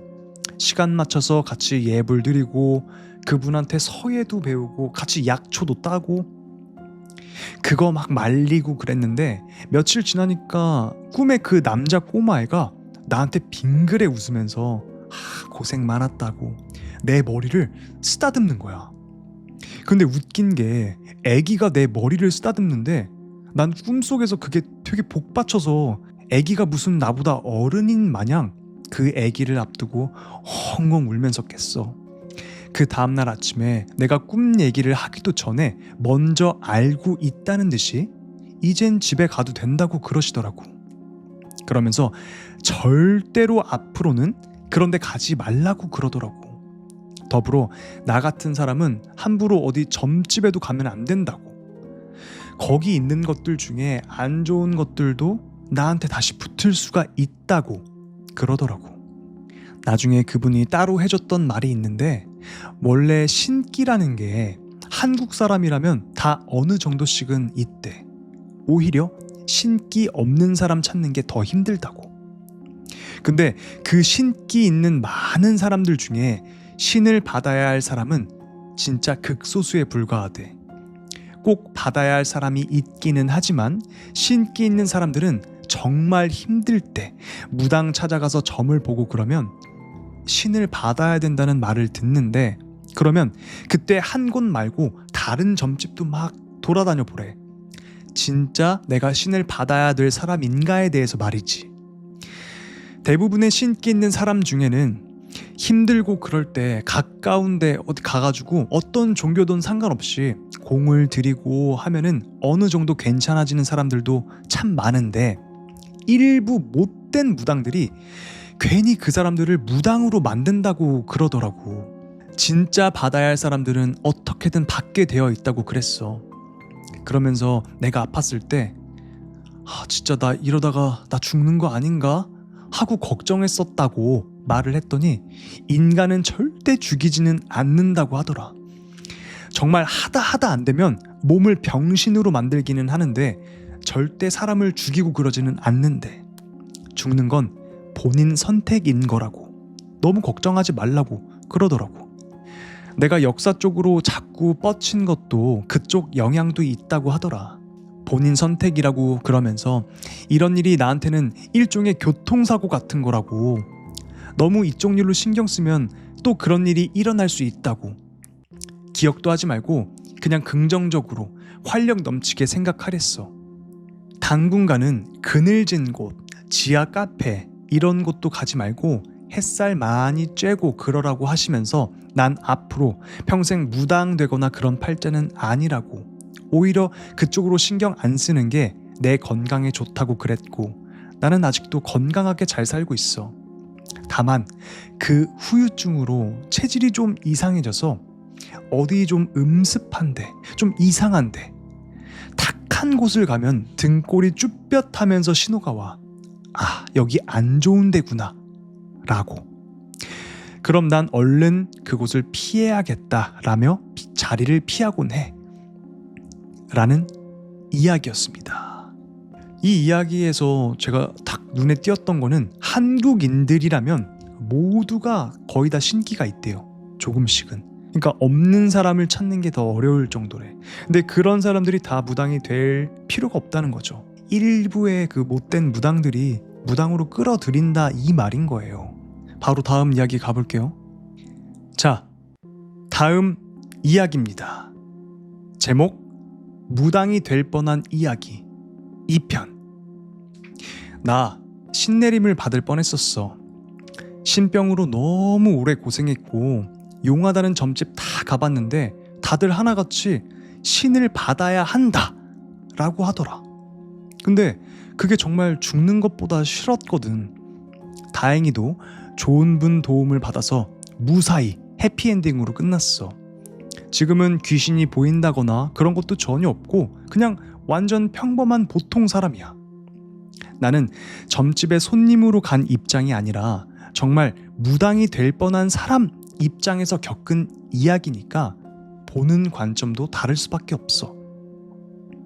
일반 손님 입장에서 점집을 가면 뭐니 해도 잘 맞추는 사람이 최고잖아. 근데 다른 측면에서 바라보면, 예를 들어 상대 집안에 무속인이 있는 경우라든지, 혹은 내가 정말 신을 받아야 할까 말까 고민하는 경우라든지, 이럴 땐 조금 다르게 생각해 볼 필요가 있어.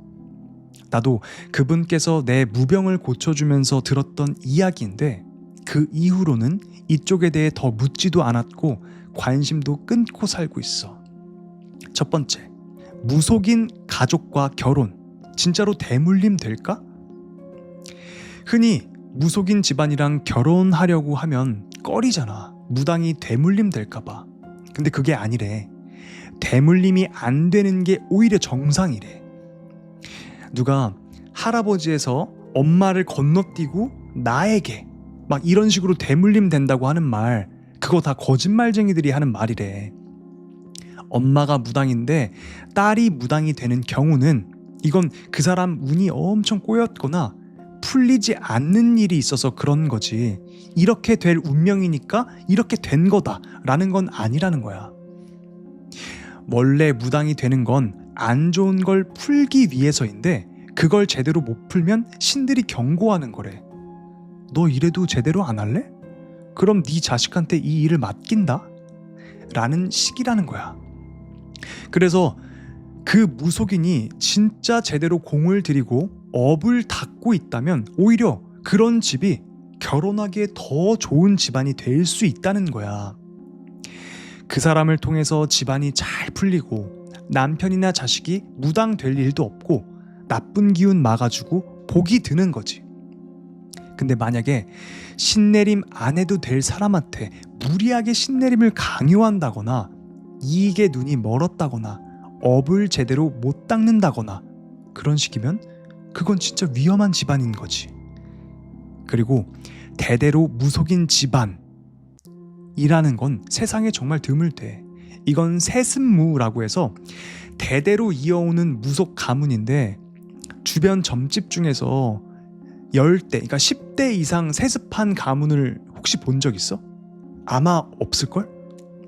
그러니까 상대 집안에 무속인이 있다면 그 무속인이 어떤 사람인지를 보는 게 더 중요하다는 거지. 두 번째, 신기는 신내림인가? 꼭 그건 아니라고 해. 흔히 신기가 있으면 신내림을 받아야 한다고들 생각하지. 근데 그거 아니래. 다시 말하지만 대한민국 사람 중에 신기 없는 사람이 더 희귀하대. 신기 있다고 다 무당이 되는 것도 아니고 무당이 될 수밖에 없는 진짜 무당팔자는 따로 있대. 예를 들어 촉 좋은 사람들 있잖아. 아, 오늘 원래 곽주동 가려고 했는데 괜히 느낌이 세서 안 갔어. 혹은 택배기사가 문 열어달라고 했는데 뭔가 좀 꺼림칙해서 문 안 열었어. 이런 것들도 전부 다 신기의 한 형태래. 우리도 살면서 한 번쯤은 느껴봤을 그런 직감들 있잖아. 그게 바로 신기의 아주 약한 수준이래. 한국 사람들처럼 예감 좋은 민족도 없대. 그래서 그걸 가지고 나 신 받아야 되나? 고민하는 사람들 있잖아. 그중 99%는 신을 안 받아도 되는 사람들이래. 인생이 오르막이 있으면 내리막도 있듯이 누구나 시련은 오는데 무당팔자는 그 시련의 강도가 보통과는 다르게 조금 강한 거야. 그래서 그 시련을 이겨내려면 신내림이 필요한 거고. 근데 일반 신기 있는 사람들은 그냥 그 시련을 불공이나 기도 같은 걸로 잘 넘기면 된다는 거지. 문제는 일부 무당들이 감기 걸린 사람한테 암 치료 주사를 놓듯이 신을 받아야 됩니다 하고 덜컥 얘기해버리는 거야. 그래서 신을 받게 되면 그건 그 다음부터가 문제야. 신을 한번 받으면 그 뒤로는 모시지 않게 되면 더 안 좋아지니까 결국 평생을 그 길로 가야 하거든. 그래서 내가 신기가 세다 싶으면 점집 한 군데만 가지 말고 여러 군데를 가보고 정말 다양한 얘기를 들어본 다음에 결정하라는 거야. 나도 그분 도움을 안 받았다면 잘못된 신내림으로 내 인생을 망쳤을지도 몰라. 세 번째, 안 받아도 될 사람이 신을 받으면? 그거 잘못은 아니래. 그냥 안 해도 되는 걸 한 것뿐이야. 하면 안 되는 일을 한 건 아니니까. 무당이란 직업은 업을 풀고 공을 들이는 일이니까 정직하게 제대로만 한다면 그게 절대 나쁜 게 아니래. 문제는 신기도 별로 없는데 손님을 받는 무당이야. 그건 그런 사람이 신의 말을 전하려고 하면 와전이 될 수 있거든. 그럼 그 손님이 피해를 보는 거고 그 무당한테 그게 업으로 쌓이는 거야.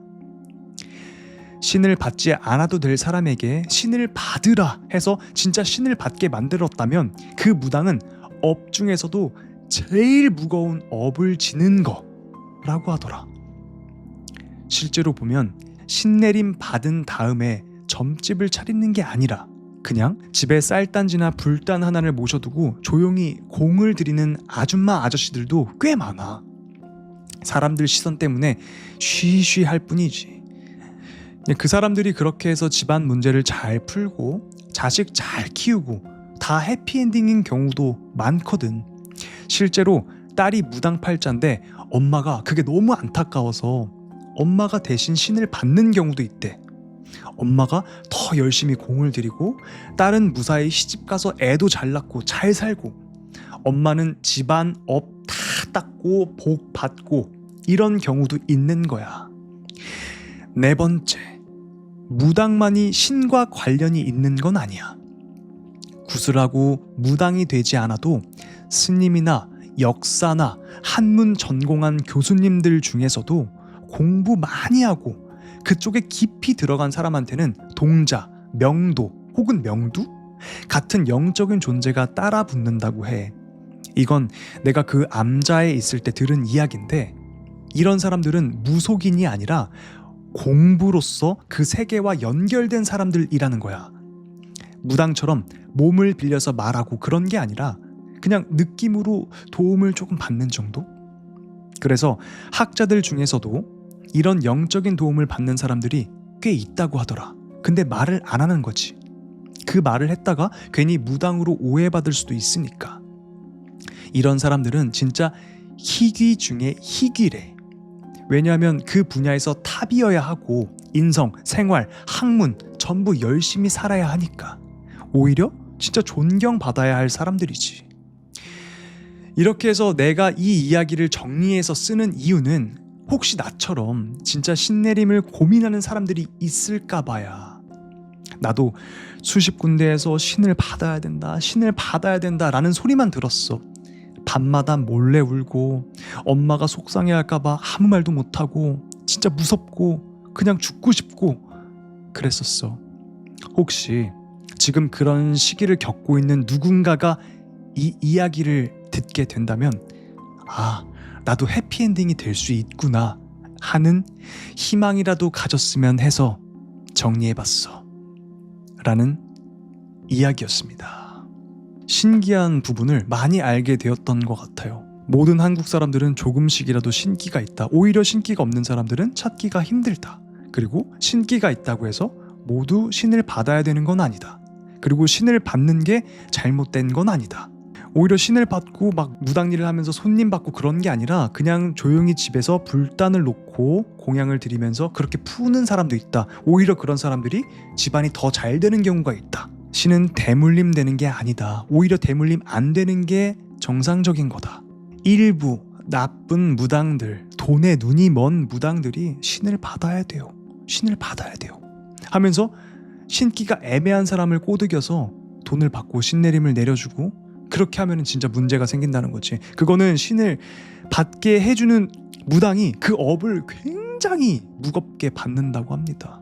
그러니까 인생을 망치는 거잖아, 어떻게 보면은. 정말로 신내림 받아야 될 사람이 받아야 되는데 애꿎은 사람을 받아서 나 이제 무당이야, 손님 받아야지, 손님을 받아서 막 말을 해줘. 신의 말이라고 하면서. 근데 제대로 된 신이 아니기 때문에 와전돼서 나가면은 어쨌든 그 손님은 와전된 말을 듣고 올바르지 못한 행동을 할 거 아니야. 그러면 그 업이 모두 다 그 무당한테 돌아간다는 거죠. 무당들이 신내림 받아야 한다고 부추기는 거 돈이에요. 당장 얘는 현찰이거든요. 그러니까 이 이야기에서도 그 말이 나온 거죠. 그러니까 혹시나 지금 이 이야기를 듣고 계신 분들 중에서 나 신내림 받아야 되나 막 이런 고민하시는 분들 있죠. 한 명의 무당 말고 여러 점집을 다니면서 들어보래요. 정말 내가 신을 받아야 되는 사람인가? 그런 이야기였습니다. 그러니까 꼭 그렇게 나쁜 시선으로 볼 만한 그런 것도 아니라 정말 나쁜 거는 안 받아도 될 사람한테 신을 받게 하는 사람들이라는 거죠. 여러분들 어떻게 무서운 이야기 재밌게 들으셨나요? 오늘 준비해온 무서운 이야기는 여기까지고요. 재밌게 들어주셨다면 구독과 좋아요 부탁드리고요. 이어지는 코너는 곽두필의 연애 참견이라는 코너입니다. 아직 끝난 거 아니에요. 그러니까 무서운 이야기 듣고 이제 가실 분들은 가시면 되시고, 저와 또 재미난 새로운 코너, 연애 참견 코너를 잠깐 맛보기 하실 분들은 남아서 들어주시면 좋을 것 같습니다.